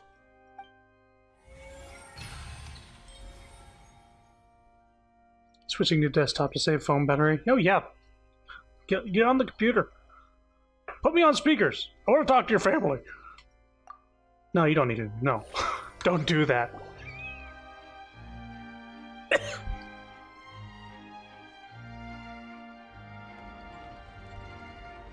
Huh? Oh, Paimon gets it now. So that's how you can make sense of it. But then it feels like we're going to have to share some truly shocking revelations. Let's hear them. First slate reveals that Fontainians are not real humans. Incredible. Linny, did you hear that? We're not real humans. All Fontainians were originally created by the late previous Hydro Archon, with Oceanids as their basis. The evidence for that can be found in how only Fontainians could dissolve in primordial seawater, and how all the girls Vacher dissolved were also turned into Oceanids. Oh, and according to Navia, when she was about to get dissolved, she also saw everyone gathered around for a trial, all of them in the shape of Oceanids. Indeed. The second slate reveals that the crime of the Hydro Archon was her creation of Fontainids from Oceanids.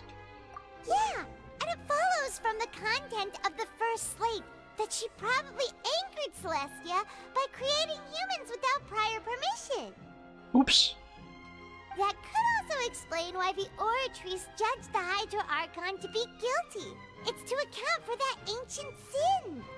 The Hydro Archon's true sin was creating us? So yeah, it seems like this thing just judges people guilty if they need to be in prison for a reason, not the reason that they're in court for. But in this case, they really want Farina dead. And yet, after many hundreds of years, the Hydro Archon's creations have turned around to try to judge the Archon within the Opera Epiclese. The twists of history are often the most unexpected of all. As for the third slate, I'm still convinced that it should come after the fourth slate. Yeah, isn't the image here just like when Navia fell into the sea? So wouldn't it be trying to show the image of the Hydro Archon also falling into the sea once the prophecy has been fulfilled in the fourth slate? The fourth slate depicts the fulfillment of the prophecy as it's already widely known. In the end, the people will all be dissolved into the waters, and only the Hydro Archon will remain weeping on her throne. Only then will the sins of the people of Fontaine be washed away. Also, the background of this image looks like the courtroom. Like the opera house. Did Paimon get all that right? You've made some keen deductions. I must say, given how much you still don't know, it is impressive that you've already managed to connect so many pieces of the truth. Hang on, putting you on the TV, you need to share the love. However, while you were able to decode all the information on the slates, they've also been etched with an additional layer of hidden information using a different power source. I need to say some spicy words right now. Some gamer words. Here I go. When we were at the ruins, I tried to decipher the hidden information recorded in the slates. But since we only had 3 slates at the time, I was unable to come to a full conclusion. I mean, when the Archon's sins are exposed, will the curse be lifted? Maybe. Now that the slate collection is complete, I shall make another attempt to decipher the narrative recorded within.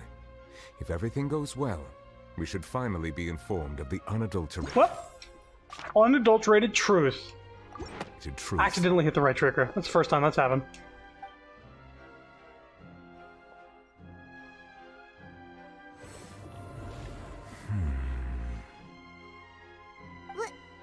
Well? Did you get it? I believe I should share this truth not only with you, but with all the people of Fontaine as well. I will try to briefly summarize it for you. Your hypotheses regarding the origin of Fontainians and the sin of the Hydro Archon were both correct.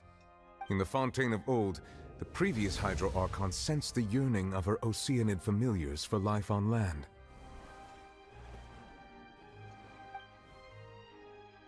The Oceanids were enamored with the beauty and romanticism of human beings, and wishing to have those experiences for themselves, expressed to the Hydro Archon their desire to become of a similar kind.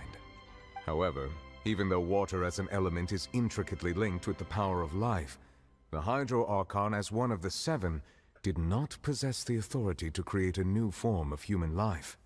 Not one to give in, she eventually found a way to create permanent humanoid bodies for her familiars by appropriating the power of this planet's primordial sea. She poured primordial seawater into the Oceanids' blood vessels, creating humanoid mimics in the process. But if Fontainians were to ever come into direct contact with water from the primordial sea, the power within their bodies would escape these artificial restraints and return to the sea. As a result, their forms would collapse, and they would be reverted to their original forms as Oceanids. Of course, the Hydro Archon never received permission from the heavenly principles to create a new human race. Is that like animation from his burst, I think? And thus, the Hydro Archon and all of her creations came to shoulder the original sin of appropriating the power of the primordial sea. That is the true history of how the people of Fontaine first came into being. So we were all Oceanids before we turned into human beings? That's way too much information for me. I think I'm just going to pretend that I never heard a single thing. Wait, but if that's the truth, we can't let the Hydro Archon be sentenced to death. After all, her only sin was creating us. This really might be too much information for your regular Fontainian, but it does answer a lot of our questions. Alas, your hypothesis regarding the third and fourth stone slates was inaccurate. The slates' respective positions are, in fact, correct. I had a feeling. So they are in the right order? What is the third slate supposed to represent then? Yeah, I don't know why they kept assuming like that it's just out of order for no reason. They're in order. A key point of the visual on the third slate is how all the individuals depicted in the water are humans rather than Oceanids. They have not been dissolved, which implies that the water depicted in this slate is not water from the primordial sea. The nation of Fontaine is the nation of Hydro, as well as the nation of trials and justice. Instead of being the literal element, the water in the scene symbolizes judgment and justice. You may also recall Navia's experience. When she fell into the sea, her consciousness was surrounded by that of many others who intended to hold a trial to determine her fate. Therefore, the meaning of the third slate is... This trial? That the people of Fontaine shall try the Hydro Archon at the court of justice. It can't be. Yes. It refers to our present situation. I think I'm following now.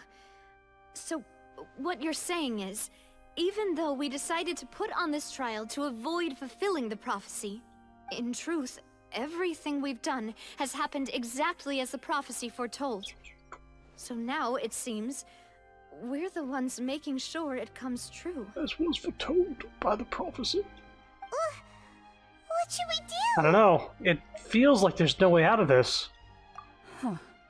No matter what, the prophecy will be fulfilled. Is this what it feels like to be a prisoner of fate? If that's the case, does that mean the scene in the fourth slate will also be fulfilled soon? Sorry. It was so quick. It was just a little... Traveler, I would like to point out another small fallacy in your deductions. Serious things are happening. I know it's a very serious thing that that button is hanging on. About the fourth slate.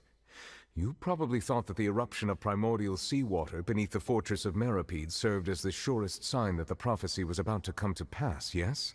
However, I believe that rather than being a sure sign, that eruption could in fact only be a small warning of something far worse to come. As for the root cause of the catastrophe, I believe you've already encountered it once before. I have? Wait, could it be?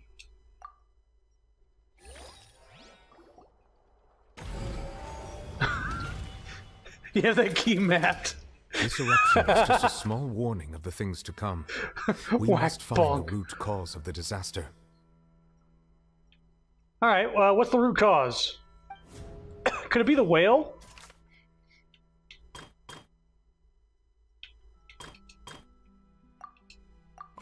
Nope. The curse? No. Oh, fuck off! The whale is a new thing here. God damn it! It was both dream and reality. I picked child because I thought that represented the whale. True culprit, that could only be that thing inside the primordial sea, right? I picked it because I thought it was the. I didn't know they added a new one. Because Child's thing wasn't even used, was it? They said Navi fell into the sea. Why did she not dissolve? Because the Oceanids, her friends, Melus and Silver, they protected her. Gave her like a split second more, and Neuvillette was able to pull her consciousness out. It was power of friendship. The truth, the original sin, the trial, and the root cause of the disaster.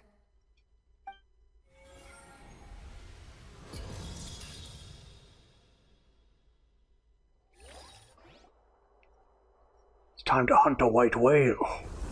Uh-oh.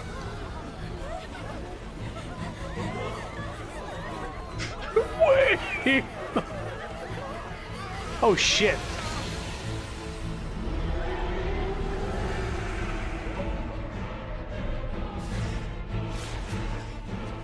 You gonna deal with this? That did nothing.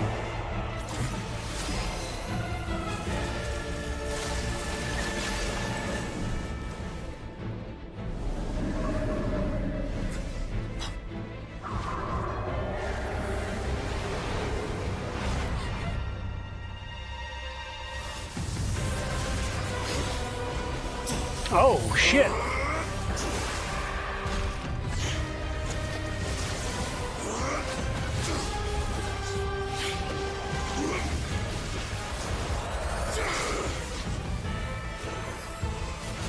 Anime things are happening.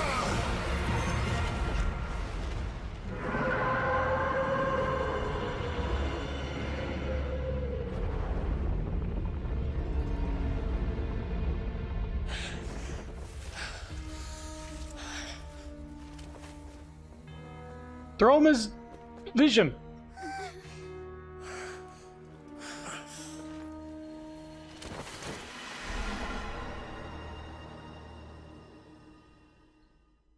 Shit. That was way too close! How did that thing just burst into the opera house? Wait, was that the huge whale you saw in your dream? No, it was a different one. That's right. I'd wager that was also the one Child saw when he was young. So we've met it at last. I understand very well why it has chosen to make an appearance here. That whale does not belong to Tevat. It is a monster that has traversed the stars, weeping all the while. Hey.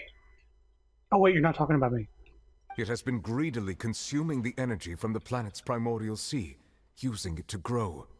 That is the main cause for the rising sea levels. I can hear you typing. I can hear you typing.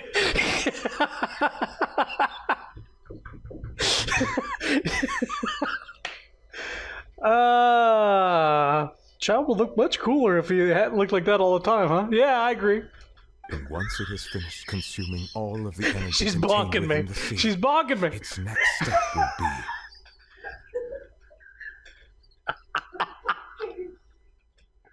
said that when the Hydro Archon first created Fontanians out of Oceanids, she filled their blood vessels with primordial seawater.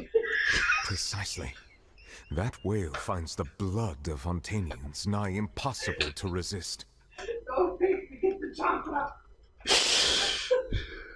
Serious things are happening right now. Focus! Therefore, when it left the primordial sea, it decided to make its next stop a packed opera house full of food. Food in the form of Fontanians. Couldn't it have gone anywhere in the city that wasn't surrounded by fucking godlike individuals? We just barely managed to push it back, right? In that case, won't it come back to target the people again once it's managed to recover its strength? I mean, you can really see how the button's struggling right now. You can see that, right? It's not just me. It's not just me! That is correct. Indeed, it is more accurate to say that we should thank that Harbinger for buying us some time. Without him, the whale would have likely come onto land far sooner. From the way he looked, he must have been fighting the creature for quite a long time. Choose, Spider-Man!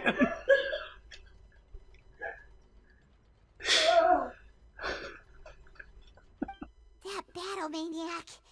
We've always known that he had a special connection with that whale, but we definitely didn't expect it to help us out like this. Yeah. Anyway, now that we know that this whale is the actual cause of the disaster recorded in the prophecy, all we need to do to stop the prophecy would be to find a way to beat it up, right? Yeah, let's just fight it. It is too late. What do you mean? It had already absorbed too much of the primordial sea's energy before we could notice it. At this point, it has become practically integrated with the sea itself. Even if the entirety of Tevat were to be destroyed, it could still survive and swim off towards some other world. That's not something I will accept. We've already done everything we can, and we even found the true culprit. We've come so far. You can't just tell me that the last hurdle is some impossible foe. That's just not fair. Indeed, that's not how a grand performance should end. I'll fight it to the end, no matter what. Yes. So the prophecy will be fulfilled no matter what, huh? You thought I was gonna do it. You thought I was gonna do it. It's a mind virus now. It's a mind virus. I don't even need to do it anymore. It's doing it in your brain. The prophecy. Yes, what has been prophesied will be fulfilled. You may view such things as the history of the future. Oh shit, it's the witch talking. After everything, it still turned out like this. We couldn't fight against fate. Wait, but what if this is all about fate? Just as prophecies are usually only the future as seen from the perspectives of the gods, could things be happening in hidden corners where the gods' gaze does not fall? Yeah, things from outside the world, like the Traveler and this fucking whale. Ultimately, fate shall serve as your only guide, no matter what will happen in Tevat's future. All you need to do is to play your part. Could it be that even if the prophecy will be fulfilled, there will be a way to save everyone? Did I miss something? What if we just dive into that crack right now? Wait, I forgot about Farina. What was it she wanted to say to me at that last moment in the giant magic box? What is her real secret?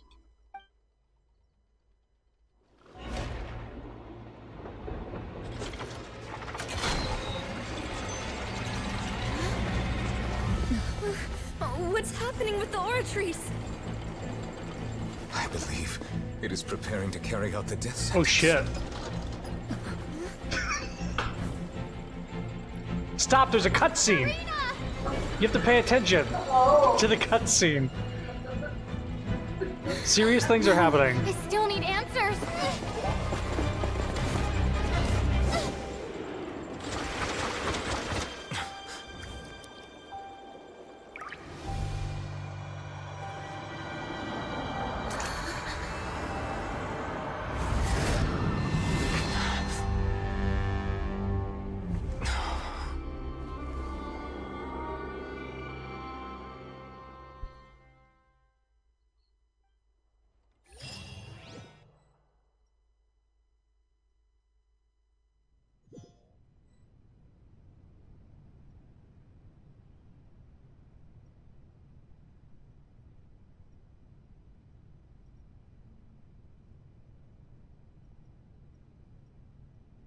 You...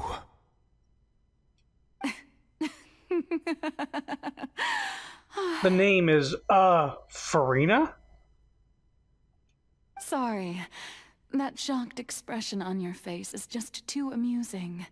I couldn't help myself. You are not Farina. Who are you? Ah, the sweet sound of bewilderment. Marvelous. A sure sign that my attempt to deceive everyone was a resounding success. But to answer your question, I am Focalor. You know, the god. Focalor? Why did you deceive us? Oh, that wasn't my goal, of course. Goodness, no. But I had to fool everyone else too, if I was to stand any chance of deceiving the heavenly principles. Deceiving the heavenly principles? It's all because of that pernicious prophecy. Dreadful, wasn't it? Everyone doomed to dissolve. Fontaine condemned to be flooded. One was not amused. In fact, one was positively bemused when that problem was thrust upon me by my dearest predecessor. That's the former Hydro Archon Egeria, for the uninitiated. It hardly gets more disastrous than a preordained national catastrophe, now does it? She knew full well that the prophecy would surely come to pass. And as one of the seven, she also knew full well that one defies the heavenly principles at one's peril. So yes, as you have no doubt surmised, it was a rather impossible situation that I found myself in. I spent a terribly long time mulling it over, alone on the ocean floor. And I was almost growing barnacles by the time I finally realized there was only one possible solution to this confounding conundrum. I had to outwit the heavenly principles, allow the prophecy to be fulfilled, ostensibly at least, while saving everyone at the same time. I'm a genius, I know. I can only assume that's why Egeria chose me as her successor. Although, looking back now, it was hardly the inheritance one dreams of. Between the task of saving the nation, the quotidian duties of the Hydro Archon, and not to mention the original sin of creating a new race of humans, I dare say she left me quite a colossal mess to clean up. But one can only play the hand one is dealt. I did not choose this, any more than I chose to be one of her Oceanid familiars. So you were also once one of the Oceanids, transformed into a human by Egeria's hand? Yes, I was. I always dreamed of becoming human. And I still do, even now. In my eyes, to be human is to be part of the greatest opera ever known. After becoming a god, I separated my divinity from my body and spirit, leaving behind only a self that was as naive and bewildered as my past self on her first day as a human being. The me you see before you now is that divinity. And the human counterpart I left behind, I named Farina. She could feel joy, sorrow, and everything in between. She could be as vain and conceited, or as meek and vulnerable as she wished. Her strengths were of a kind only a human could possess, as were her shortcomings. But in my eyes, Farina's humanity was what made her perfect. She was perfectly human in every way. The person I always wanted to be. Anyway, so then I cursed her. Jesus. So then I started cursing. All part of the plan, of course. The plan to deceive the heavenly principles. Do you still remember the final scene of the prophecy? The Hydra Archon alone, weeping on her throne. In order that the prophecy might appear fulfilled, I invited Farina to be an actress, to play the part of the Hydro Archon in the prophecy. Under the curse I placed on her, so long as I, Focalor's divinity, continued to exist, she could not die. But nor was she free to live her life in the pursuit of happiness. Instead, she was forced to take the stage in the Opera House, to embrace the role of leading lady, to forever play the part of the god from the prophecy, all to create a deceitful appearance of that prophecy coming to pass. I suppose now you probably understand why your court is called the Opera Epiclese. But Farina is only human, isn't she? Even though she has had a long life, her mind is no stronger than that of any other ordinary human being. I cannot begin to fathom what she has had to endure. It must have been torture for her. It has indeed. And although she is, in a sense, me in human form, I most definitely owe her an apology for it. It's been 500 years, and all along, she's been playing her part in the most unimaginably long, unbearably lonely, and agonizingly painful opera of all time. Jesus. Also, 500 years ago, again. I came into contact with Farina's tears? If I remember correctly, tears often contain a being's strongest emotions. With sufficiently strong hydrosensitivity, I can form an emotional connection, just like I did with that Oceanid at the Fountain of Lucine. Wait, could this be Farina's inner world? Farina, what's she doing on stage? Wait a minute. It probably isn't Farina. It's likely a reflection of her inner self. If I can directly speak to that self, I might be able to easily get what I wanted to know. I came here for answers. Either way, this opportunity is not to be missed. Let me try talking to her.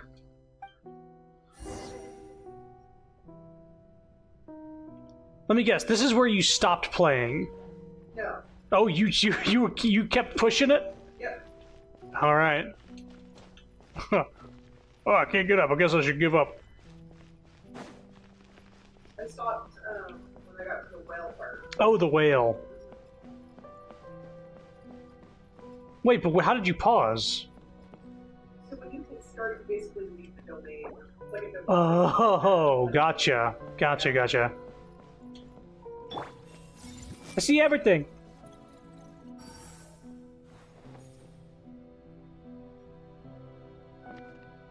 Give me a sec. Hang on. I may not be able to open the menu, but still do this. I can't use pictures and domains.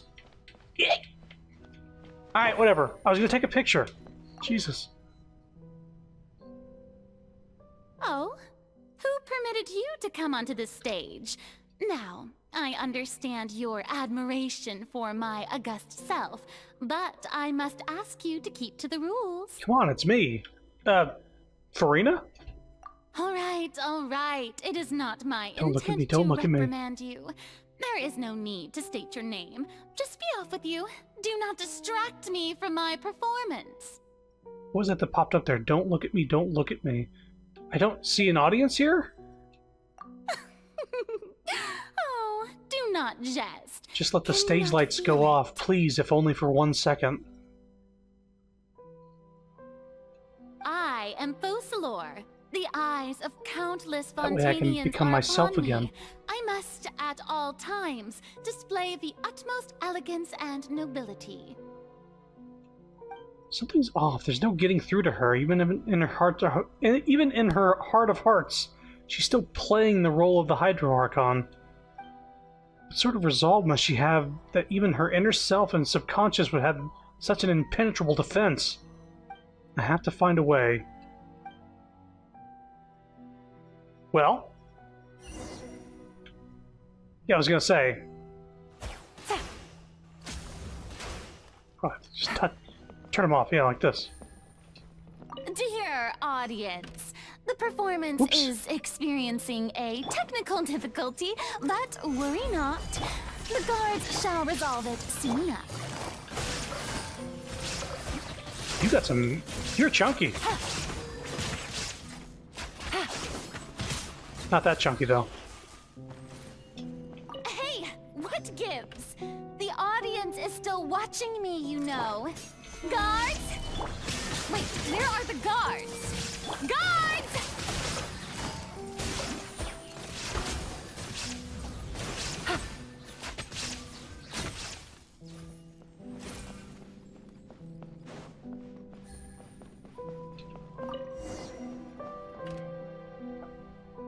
That's all the spotlights turned off, and Farina's heart, they must have symbolized the eyes of the people on her. Speaking of which, I think I just received some sort of signal. Was that her true voice? Ticket? When did that end up here? I've got a woman's America. By the way, it looks like the show is about to begin. In that case, show me how you truly feel, Farina. Scene 1. Before a mirror. Farina.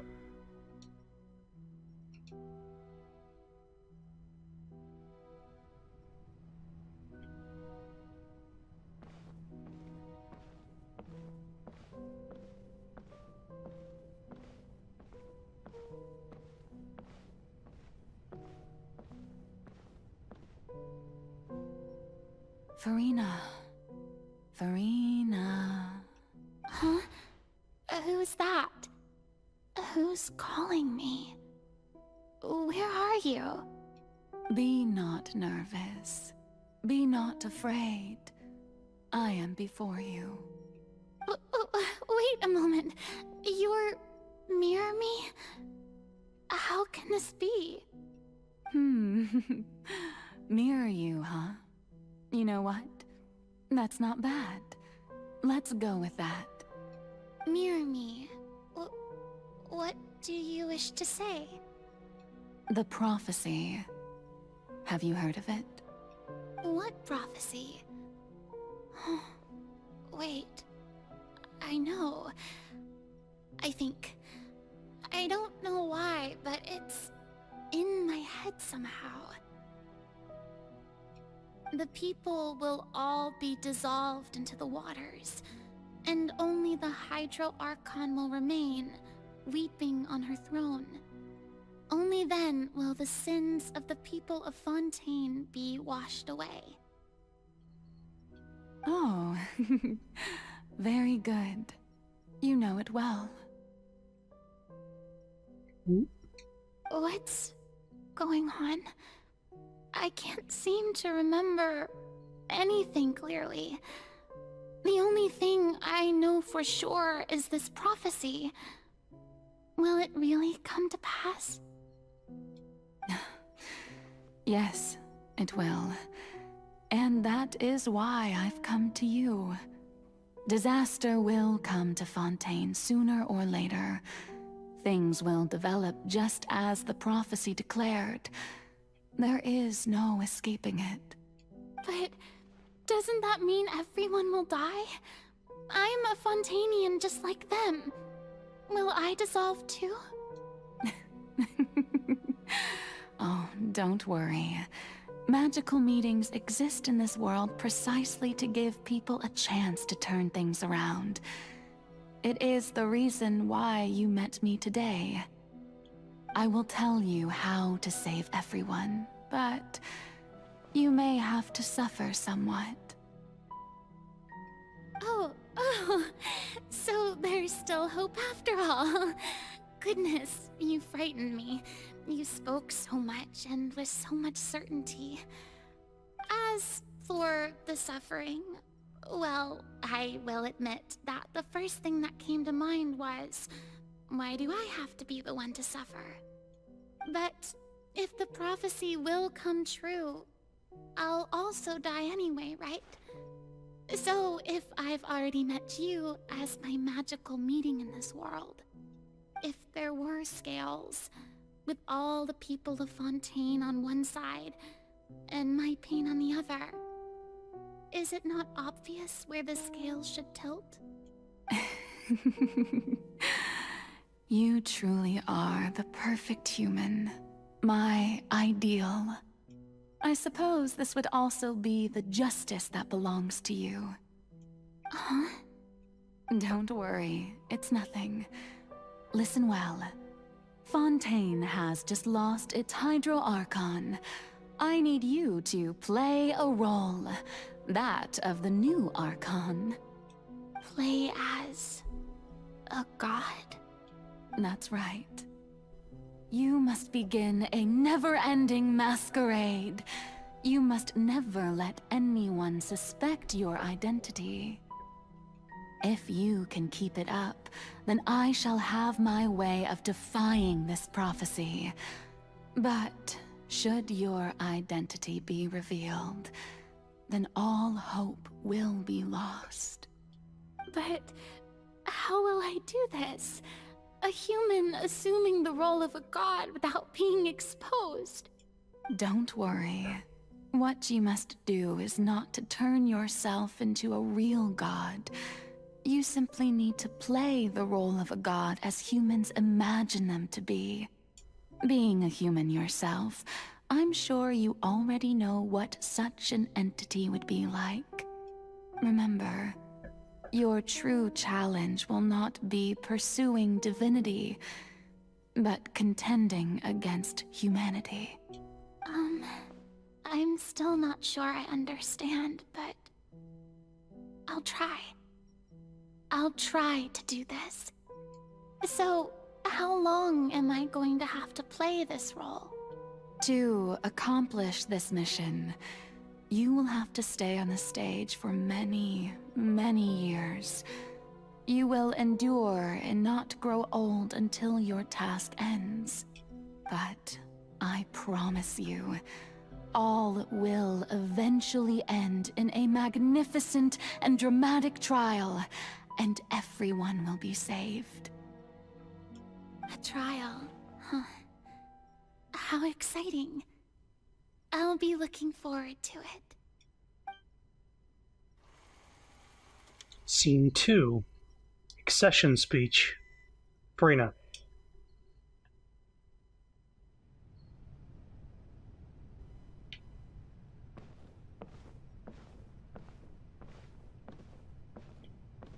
I don't see Traveler. Did it say, like, hey, stop looking around?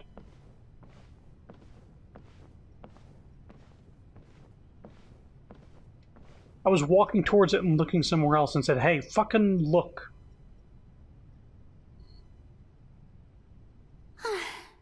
The Maison Cardinalise has announced my accession, but this is my first time facing the people. What should I say to most appear like a god? To be honest, I still don't know. Perhaps I should first try to act natural. Summon courage. Ladies and gentlemen, good evening, and welcome to the Opera Epiclese. I was about to do a fucking Courage the Cowardly Dog impression. When it said summon courage, I stopped myself. I didn't do it. I'm sure you've all heard about how I have taken on the role of Hydro Archon. Indeed, I am Farina de Fontaine, your new Archon. Appear earnest. In truth, I know little about becoming a nation's new god, but it will be my honor to guide you all. I was about to do an earnest impression. Not gonna do it. As the god Focalor, the god of justice, I shall do all within my power to lead you into an age of fairness and justice.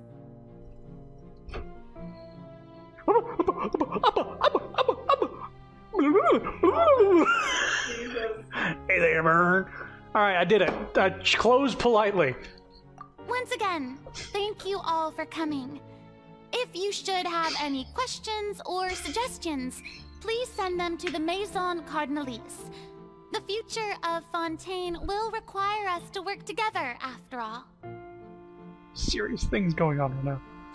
This should do it. I thought I might stammer, but thankfully, I was able to convey my thoughts just fine. Okay, and next. Her first performance in front of a crowd, pretending to be a god. That's what this is. That's the new Hydro Archon. Is this some kind of joke by the Maison? I would have thought that a being that surpasses humanity would be a bit more assertive. Hey, did you hear that? She even told us to send her suggestions there at the end. Shouldn't gods be all-powerful? She's being so modest. What's the difference between her and an ordinary person, then?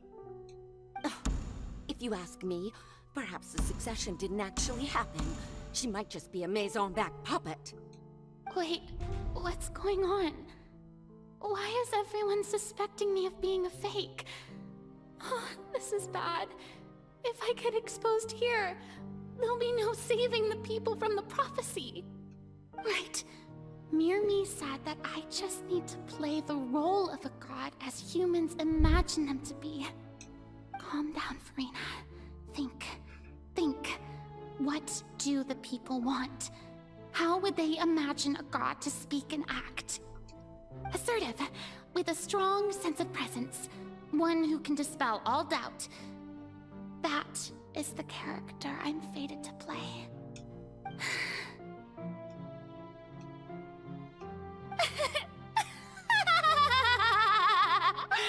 Oh, very good, my people. Only ones such as you are deserving of my rule.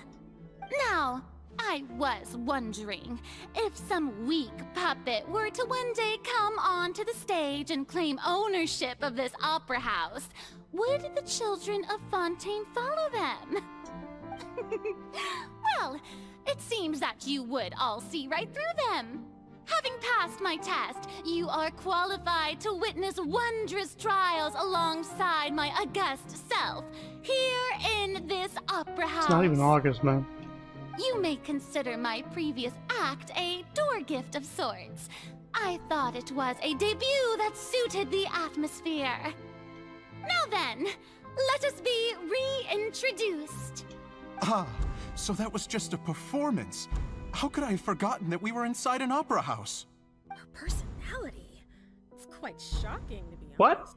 But I suppose it's a better look than before. Why is it so quiet? Such a fascinating and bold deity. How wonderful! Our future may yet be bright after all. It seems I've turned them around. Best follow this flow and restart my accession speech. Summon courage. Not again. Resolutely, with conviction. My dear people, whether you acknowledge me or not, whether you trust me or nay, I say to you, keep faith in your ardor for justice. We have heard it said that this nation's sins can no longer be washed away. Well, I say that justice is most fragrant when it blooms amid sin. Turn up the drama. The scales of justice should not weigh heavy in the hands of its god. On one side, it must carry fairness and justice. And on the other, praise and applause. May law be the prayer on our lips. May judgment be our worship. Let us light the fires and drink to the future of Fontaine! In the speech, emphatically. There is no trouble in this world that justice cannot solve. All that is needed is for you, my people, to believe in it, heart and soul.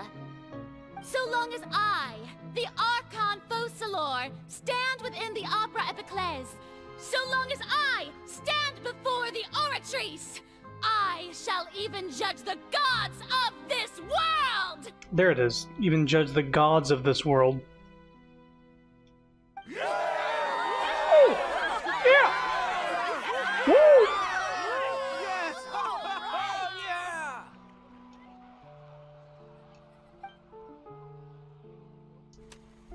Scene 3. Opera House, Farina.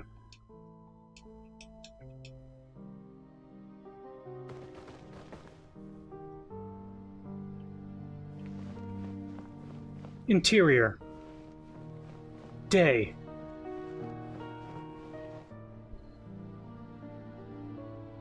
Lady Farina, here are today's case reports, as well as a summary of the follow-up for your perusal. Come now. Was I not just at the Opera House in person? Leave these kinds of things to Neuvillette. Besides, none of these trials were the one that I'm looking forward to the most. If I may be so impertinent, what kind of trial are you truly looking forward to? Maybe somebody who's not recording from inside of a fucking suitcase? A shoebox? A magnificent, dramatic, and wondrous trial. A trial to end all things. How could you hope to understand? That's true. I fear I lack the ability to grasp your divine thought, Lady Archon. No need for fright, and do not take what I said before too seriously. Go now, do your duties. The trial I await. It will come one day.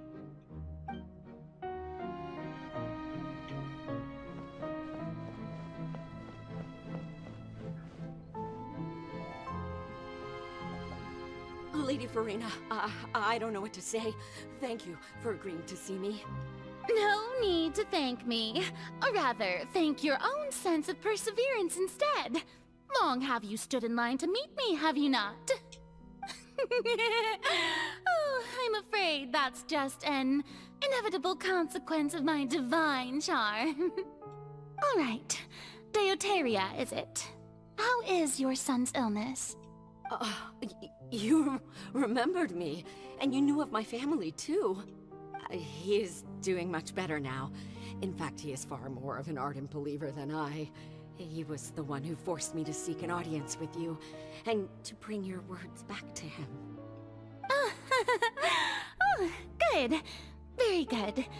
If this should happen again in the future, please do not hesitate to come and tell me. Going down to citizens' homes every so often, while not usual practice, should serve as a fine change of pace. You're such a gentle and wise god. Thank you once again, on behalf of my son. Can they turn some of these voice actors up? What the fuck is going on? Farina's fine, but everybody else is so fucking quiet.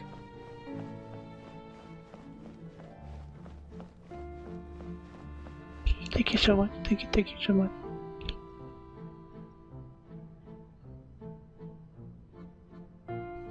Lady Farina, here are the latest hydrological reports. As for the specific parameters you asked to take note of, I'm afraid things still don't look good. I see. It's as I thought then. As your god, I did already expect this, but I wanted to see how far your human wisdom would allow you to analyze it. All manner of signs indicate that the prophecy will still come to pass. Forget it. That's not something you need to worry about right now. Well, as I understand it, the Fontaine Research Institute is also trying to find a way to counter the rising water levels. Really? Have they found anything? I'm afraid that they haven't found any effective solution thus far. Oh, is that so? Well, no wonder. This issue has reached the realm of the gods, after all. Still, their spirit is praiseworthy.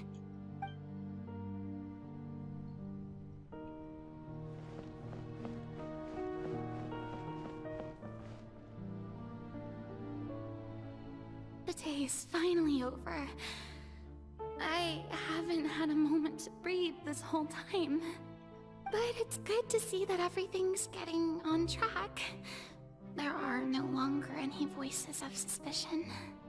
Maybe this is fine. I just need to keep going, and everyone will be saved. Alright, Farina, don't think too hard about this. You need rest.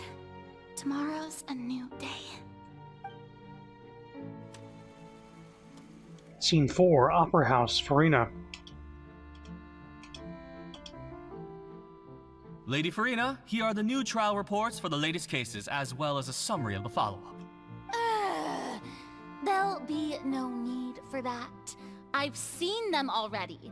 There's no need to go back over scenes I've witnessed in person before. Lady Farina, I've waited so long for this chance to see you in this manner. Indeed, my dear, loyal citizen. This joyous moment is an honor for us both. Lady Farina, we're detecting significant hydrological anomalies near Poisson. Understood. Keep monitoring. Keep me informed should anything come up at the Institute.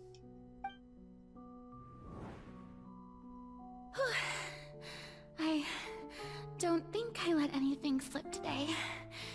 I must show the people that there is nothing to worry about. I just don't know when these days will end. I feel this. I feel utterly exhausted. Best to rest early today, too.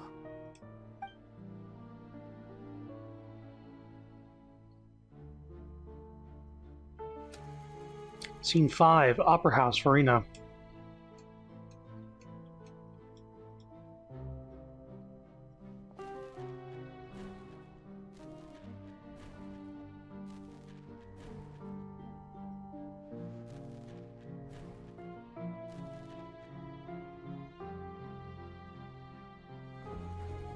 Oof. Scene 182,375. Lady Farina, it's like a dream being able to speak with you up close like this. I've heard that the first member of our family who was honored to receive an audience with you was Madame Deoteria, almost 20 generations ago. And what a fine family yours is indeed. It brings me great joy to meet such a faithful believer, a descendant of a line most ardent. Surely you exaggerate, Lady Farina. My lady? What is it, good citizen? Are you crying? Uh-huh. Oh, really now? I didn't even notice. This must be the overflow of hydro from my person. Well, can't quite help being the god whose dominion is the waters, can I? No wonder. No wonder. A manifestation of your power, then. Oh, Archon, I am honored to have witnessed it. Honored indeed. Jesus.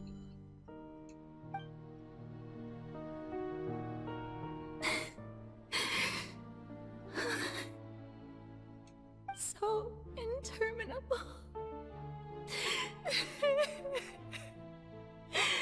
So lonely. Just how much longer? Hundreds of years must have passed by now. Perhaps the show must go on for hundreds more. Hydrate, for fuck's sake, Nightbot. She's dehydrated. She needs to drink water. I never imagined that it would hurt so much. This is fucked up. Have I reached my limit? No. Perhaps I reached it long ago. Today I didn't even notice my own tears. I want to tell someone, anyone, about this. But would that not destroy all I've done so far? I've conducted so many investigations across the centuries. But there's not even a sliver of hope that we might break the prophecy. All I can do is keep heart. I must maintain this act. It is the only way to save Fontaine. Please, Mirror me. You have to succeed.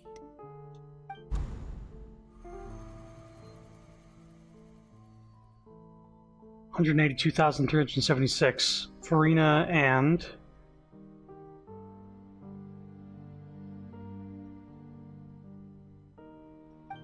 Farina, you don't have to shoulder this burden alone. I wonder if at any point she thought she was actually insane. Like, she's like, did I imagine that person in the mirror? Because she was just a person. But I guess she's been alive for so long. She's like, well, here I am. Still, like, hundreds of years later, still alive, so there must have been something. But yeah, this was inside the trap. Although I don't know what you might be keeping from everyone, your people are more than willing to share your burden with you. That's my voice. Is this scene from when we were in that giant magic box? This is great. I didn't think that this scene would replay in her inner world. Surely I'll find out what she wanted to tell me this time. Share my burden. That's impossible. It was fated right from the start that this would be my duty alone. But even if your burden doesn't need to be shared, you can still choose to confide in someone. Just share it with me. I'm what you'd call a witness. A witness? Yes, I've heard that you came to Tevat from beyond the stars, yes. In other words, you never belonged here. And if Tevat is, in its entirety, a show on a stage, then you're just a spectator, aren't you? I didn't think about... Paimon was in the room. Wouldn't that have ruined this whole thing? If she was trying to find a loophole to tell somebody? Unless Paimon also isn't from the, you know... If that's the case... She's right. I could confide in her, couldn't I? But if things don't play out as expected, the people of Fontaine will be the ones to pay the price. No, Farina, you shouldn't be selfish. But what if it's really all right? Farina, you've worked so hard for so long. Surely it would be okay to put yourself first for once. Just this once. Is it such an outrageous thing to do anyway? To find someone in whom you can confide your frustrations and sorrows? Surely it could not hurt.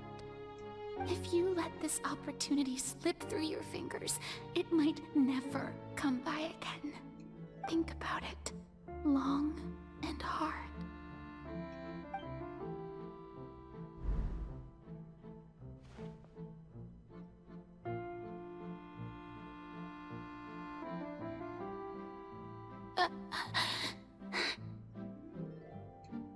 No, I have nothing to say. I am Farina, the Archon of Fontaine. Everything will surely get better. All you need to do, dear spectator, is to witness my performance until the curtains fall.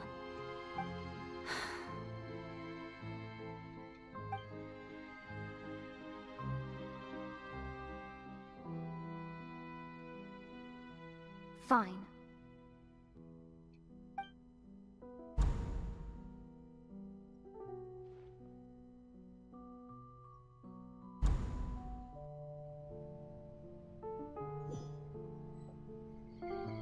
So even Farina doesn't know the truth?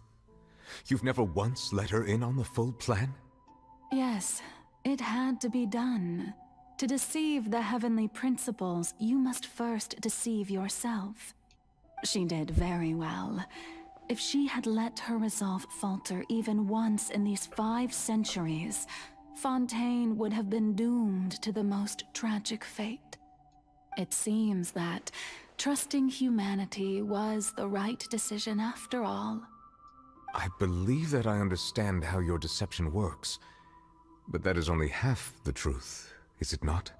How would you build on this foundation to save the people of Fontaine? That is the most important thing. Ah, Good, good. Of course, the Iudex of Fontaine has pinpointed the crux of the issue. I'm sure you've long sensed that the Oratrice is no simple machine, yes? I've always suspected that it had its own consciousness. And Lenny did mention that he heard a human voice within the core chamber. It now seems that that person was you, hidden within the machine all along. Am I right? And then I became one with the Oratrice, taking Fontaine's gnosis with me. Yes, it would seem so, wouldn't it? Alas, your understanding of this device still lacks sufficient depth. In truth, it is no enactor of justice. It is, in fact, a device created to kill the god of justice. I beg your pardon? Oh, you have it. And to be more precise, not only will the Oratrice take down the god of justice, it will also take down the divine throne upon which she has been placed. I mean, did you think I would be the sort to enjoy peaceful repose while Farina suffered? My work over these last 500 years has been to constantly accumulate indemnitium within the Oratrice. But really, some have already discovered that only a small fraction of the energy generated by the device was ever used to provide power to Fontaine. The vast majority has been, had to be, accumulated to enact this death sentence. It was all part of your plan, then? Both the trial and the sentence? Indeed. This power, accrued over 5 centuries, could have sustained Fontainians for millennia had it only been used for that purpose. Almost all of it has now been stored within the Oratrice. But only power of this magnitude could hope to destroy the Hydro Archon's divine throne, shaking the rules established by Celestia and breaking through the institution that is the Seven. So the Oratrice's call for death was for neither Farina nor Focalor, but for the Hydro Archon. The destruction of that divine throne. If I do not misunderstand your intent, you must be... Returning what's rightfully yours to you, of course. In other words, this was all done to return the authority of the Hydro Archon to the Hydro Dragon of this planet. But...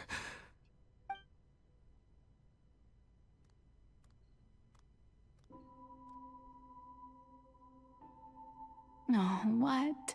Getting sad again, are we? The authority of the ancient dragons shall soon be yours once more, O Hydro Dragon Sovereign.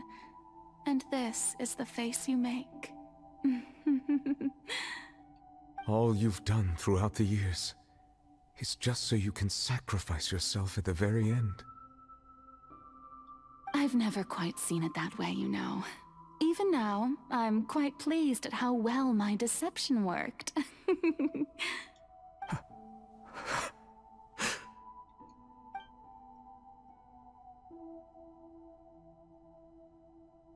Hydro Dragon, don't cry. I must say, had it been within my rights, I would have loved to judge the heavenly principles themselves.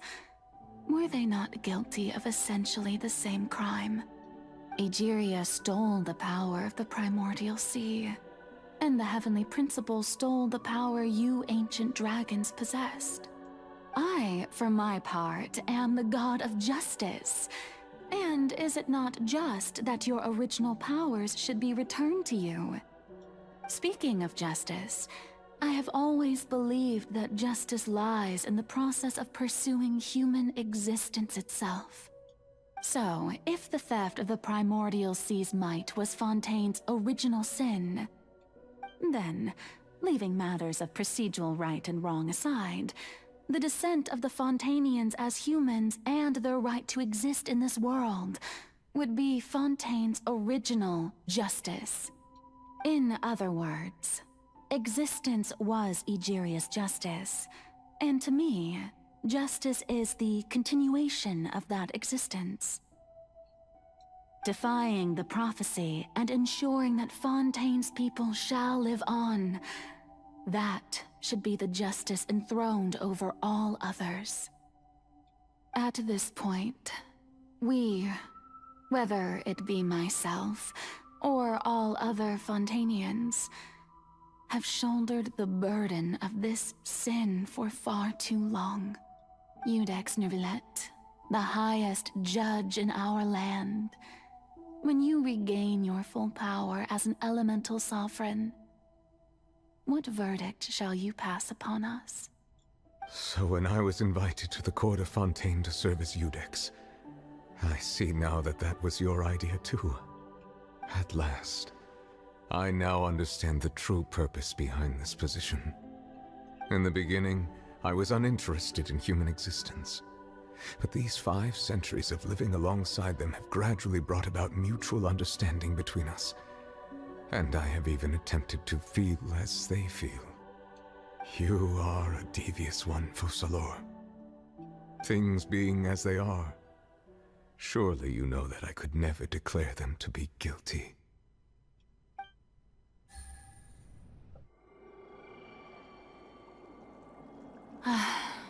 The hour of my execution is almost here. For the sinner, the curtain call has come. I know I may not sound it, but faced with death, I find myself a little afraid. Perhaps this is one thing both gods and humans have in common.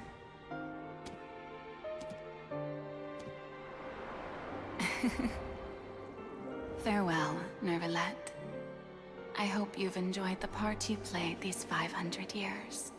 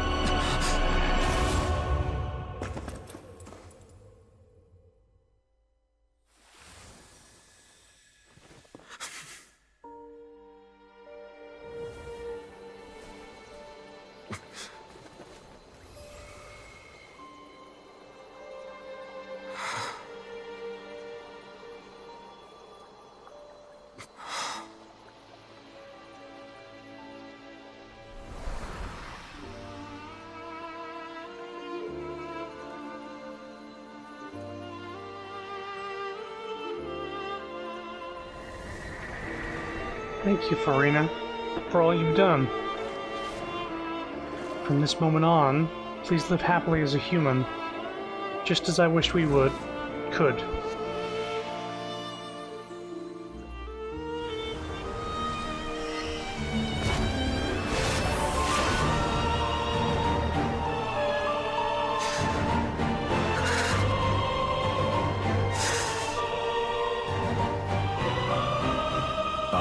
Iudex Neuvillette, hereby declare, people of Fontaine, your sins are forgiven.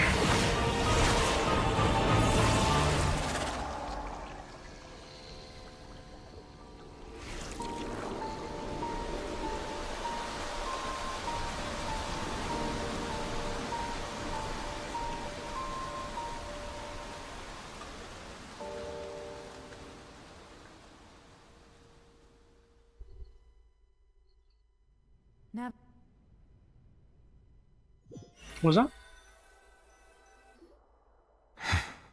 What was that? What just happened? Has the death sentence been carried out? My character?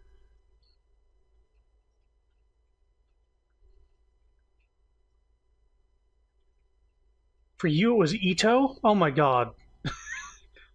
Oh, it was Yelan. Oh my god, they were doing a fucking monologue because they've been standing there for so long. God, can you imagine, like, I had Zhongli out and he was just fucking like, Osmanthus one. Was that bright light some sort of misdirection? I have a feeling that something huge just happened. But since we're all still alive and haven't been dissolved, I assume whatever happened was good for us. It's time to end this. We must mete out punishment to that beast. But didn't you say just a moment ago that it can't be defeated? I have gained the strength sufficient to deal with it. Through certain means, I now have the ability to separate the power of the Primordial Sea from that creature. We should seize the opportunity to pursue our quarry. You obtained power? Just now? Traveler, now that the oratories can no longer function, I require an executor to help me mete out justice. Oh, you need an executioner. You mean me? The root of the calamities befalling Fontaine. The beast that enacts the prophecy. Its name is the all-devouring narwhal. So, wait, is it a whale or a narwhal? Come with me, traveler. The hour of execution has come.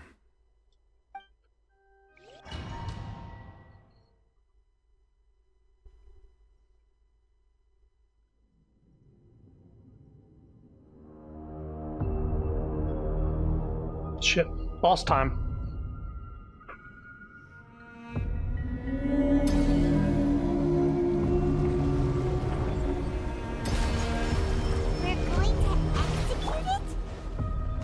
Just going to do that? It's huge! Pop this. I've already done my best to separate the power of the Primordial Sea from the whale. But considering the size of the beast, I cannot reach the power source. Unless we can find a way to attack it from within. I shall share a part of the ancient dragon's power with you. We shall look for an opening together.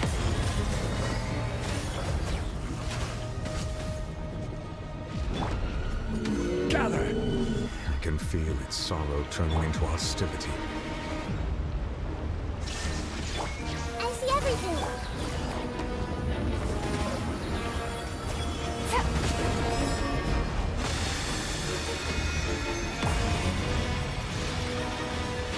Solidify!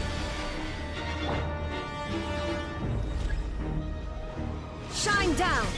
Hey!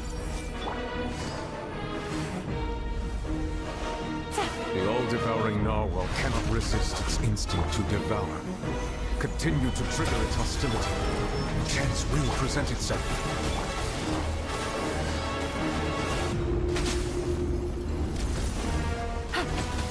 Take it easy.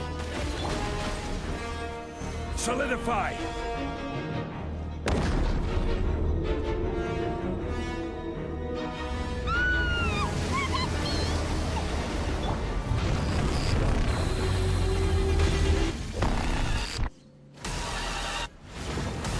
What the? Looking thingy over there. It looks really scary. Order guide you. The Temple of Wisdom. Hey. Game's up. Time's over. Busted. I have granted you my protection. Do not fear. Seize the moment and use my power to suppress its roots from within.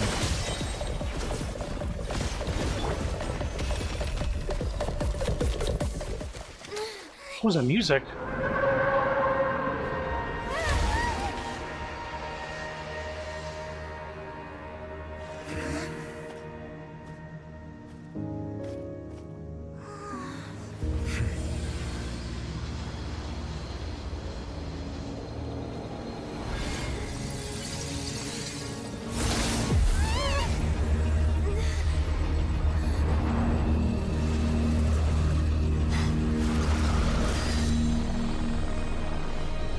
Whoa.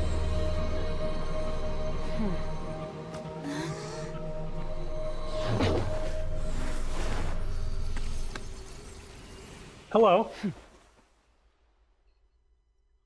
Mommy? Oh, yes. Thanks for helping with the cleanup. It should have been my job, but oh well. Who are you? Love the leggings. It was just supposed to be a short private training session for me. I didn't think that my disciple and my master's pet would start brawling in the meantime. Well, actually, I had a feeling that it would happen at some point, but they bumped into one another earlier than I thought. What a blunder. I suppose I'll have to swing my sword 3 million times as penance. Disciple? Master's pet? That power. Who are you exactly? Paimon has an idea. From what she said earlier, she must be Child's master. Skirk, right? It's just that he gave us the impression that she was the less talkative person. Even her hands and cloak have that, like, astral thing going on. I simply did not have anything to say to the weak. But you, on the other hand, managed to defeat the all-devouring narwhal without using power from beyond this world. So you may speak to me as equals. What sort of person would take the all-devouring narwhal as a pet? I have to agree. It's a strange use of a planet's primordial waters just to raise an all-devouring narwhal. She got an astral thing going on, all right. Hello, I am very late. Hello, dude. That kind of power is wasted on it. It's not cooperative. It eats too much. And I have more important things to do with my time than pet sitting. The only thing that creature has going for it is its looks. What? All in all, it fails as a pet. Like it looks cool? Miss Skirk? I think you might have missed the point. The point being? Well, being that this pet almost destroyed an entire nation. So what sort of person is your master? Well, Child's master's master. Wait, is that right? Oh, right. So you don't know him. Sorry, I assumed you did. His name is Sertologi. Who? Huh? I am unfamiliar with that name. Huh. So Master isn't sufficiently famous. How should I describe him then? Have you heard of the name The Fowl? The Fowl? I have about 6,000 of those in my inventory. Still nothing? Well, how about the Visionary? Vetterfulnir then? Or Gold Rhine-daughter? Ooh, that one we've heard. Rhine-daughter's part of the Hexen Circle. She's Albedo's mom, right? Albedo's mom? Oh, so you do know that name. To be honest, I also heard all of those names and titles from my master. I don't actually know them either. But I suppose you understand now, yes? My master is likely a similar sort to Rhine-daughter. They are both pursuing some form of perfection. Similar sort to Rhine-daughter. So she's not Rhine-daughter. She's just similar to them. Wait, didn't you also mention a visionary person? Paimon didn't quite catch their name. Actually, never mind that. I believe it expedient to inform you that the all-devouring narwhal used up nearly all its strength fighting you. Such roiling hydro energies will prove difficult for the planet's deep seas to digest. As such, the fontaine back on the surface has most likely been thrown into chaos. Okay, what are the odds that they patch her outfit to not have that rip near the crotch? High, perhaps? Fischl had a similar thing with her outfit where she had like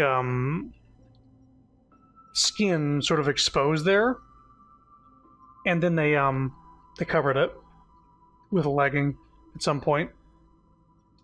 In other words, the prophecy that you've been fretting over should now be in full swing. What? No. There's little to be surprised about, Paimon. It is natural, after all. The prophecy will surely come true. We knew this and accepted it. However... Not to worry. Focalor has already managed to deceive the heavenly principles. What rip? You don't see it? the people will all be dissolved into the waters, and only Farina will remain, weeping on her throne.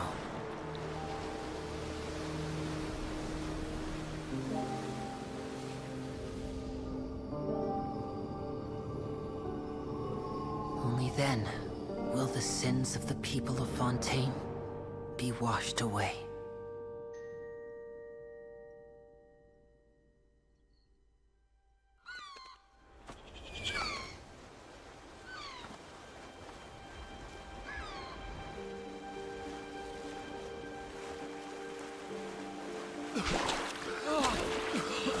Good thing they can swim. Hey! Help! Over here!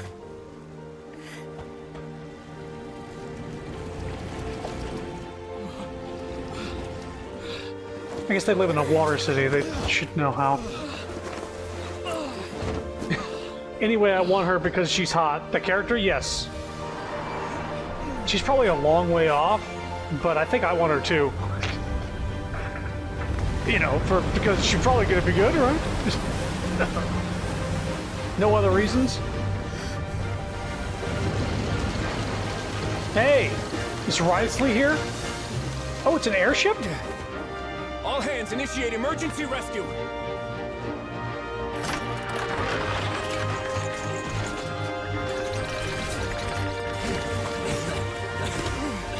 Hurry!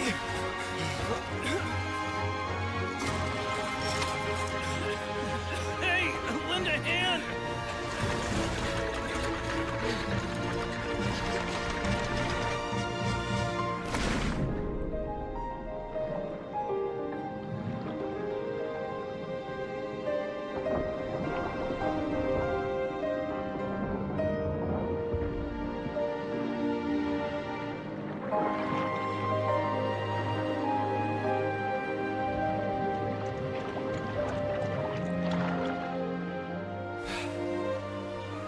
Yeah, not dissolved. The water's receding!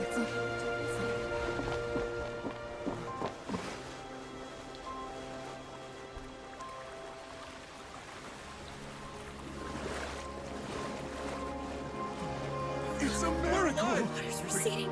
We didn't dissolve. The prophecy was wrong! The prophecy was wrong! Woo!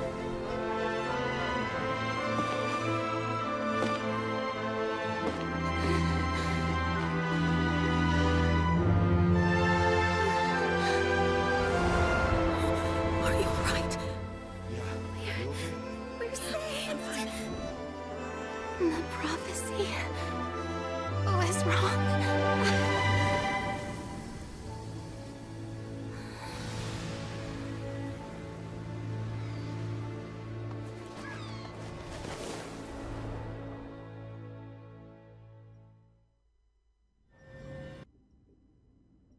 What was that noise?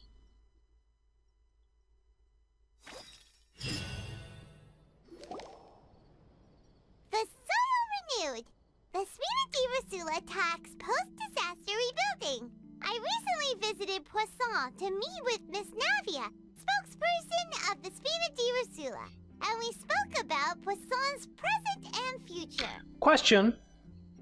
During that boss fight, we didn't get the health bar down all the way. We just, like, brought that shield bar down. Is there, like, an extended version of that fight as a weekly? Yeah, Farina went through a lot. I'm glad she's getting a happy ending here. Old soil can still give birth to new bloom, Miss Navia stated. Hope is like seeing a small cookie when you're starving late at night. You just need a little of it. Skyship Winglet, boon or bane of the Fontaine Research Institute. Skyship. Great. The various disputes that have arisen on account of Mr. Edwin have suddenly become a shield over the Institute, with Jurier turning out to be a once overlooked hidden gem. People always call the first researcher mad, but few know what to call the second. And should that latter person achieve a miracle, they would find it all the harder to find a word with which to classify him and his team. Wow! Paimon barely recognizes the people in the reports. Are those really Jurier and Navia? They sound like real big shots. They might have been real big shots from the start. We just didn't meet them in that capacity. What do you think? Pretty enthralling, huh? The Steambird's idea was pretty simple.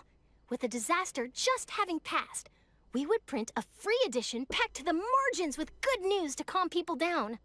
The value for these big scoops lies in their inevitable follow-ups. We'll publish further reports and go into the stories behind those people. Edwin's assistant, Jurier, created a true flying ship, while Navia is leading people in the reconstruction of their home. I'm sure that these stories could draw even your well-traveled eye. The articles do make me curious about how things will play out. Paimon's curious too! Wait a minute. Didn't we watch everything happen from start to finish? What's there to be curious about? And that's exactly why I'd like you to come conduct interviews with me. You're the best incubators of news, if you haven't noticed. And also, with you around, I'm sure I'll get to see that Duke. She wants to see Riley so bad. Are you sure? Hasn't he turned you down several times already? Oh, this time will be different. Come on, let's head to Poisson first, and then make a trip to the fortress. There are some things you'll only know when you get there. Finale. Go to Poisson. Alright. How much is left of this quest? Oh, hello. How much is left of this quest before it says Archon quest completed?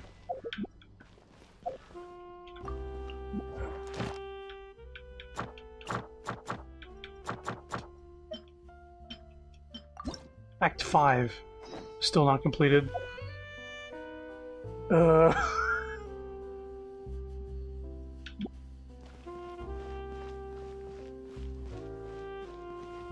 I only ask because it's 10:30.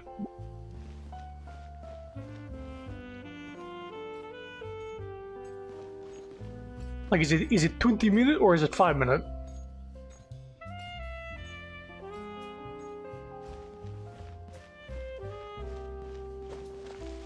If I didn't have to work tomorrow, I'd stay up later. I think you're really close, but I don't know how long it'll actually be. Oh boy.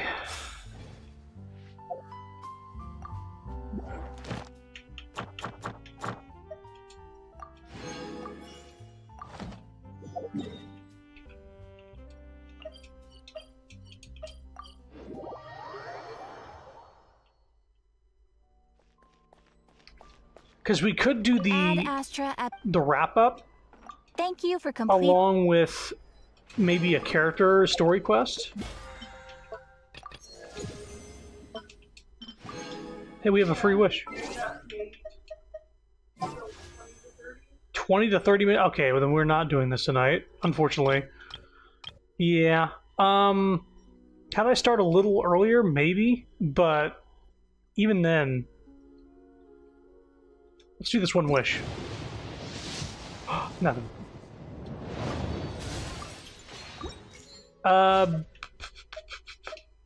Because even if we finish the story quest and story is complete, we have all of these character quests to do. So even if it's like 20 minutes before we're done with the quest, we could just move on to these story quests, these character stories. So, no worries. We got to a satisfying end tonight, I think. We got a happy ending for Fontaine. The next stream will be the sort of follow-up. You know when an anime has like a finale, and then there's the last episode that takes place after the big confrontation, and it's just everybody sort of talking, going like, "Hey, we're all okay. We all love each other. Let's go having a new adventure," and that's basically what the next thing is going to be. Also, rewatching everything now with the truth about Farina makes every scene with her tragic. She's always trying so hard, but she comes off as a complete brat. Yeah, poor Farina. They keep torturing the Archons more and more. The further we get into the game, the more tortured the Archons are. Nahida was pretty bad. She was locked away by her own people for a long time. This one was just like suffering in silence for I don't know how long. 500 years, I guess. Exactly, on the dot. Well, we are going to stop there. Thank you for coming. Thank you for watching. More soon. Tomorrow might be a multiplayer night, though. Escape the belly of the beast without being hit at all by the phantasms within. Oh? Zhongli. It was Zhongli's shield. Takes a drag from Sig. Easy peasy.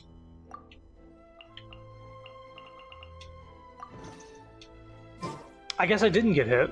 Did I take any damage?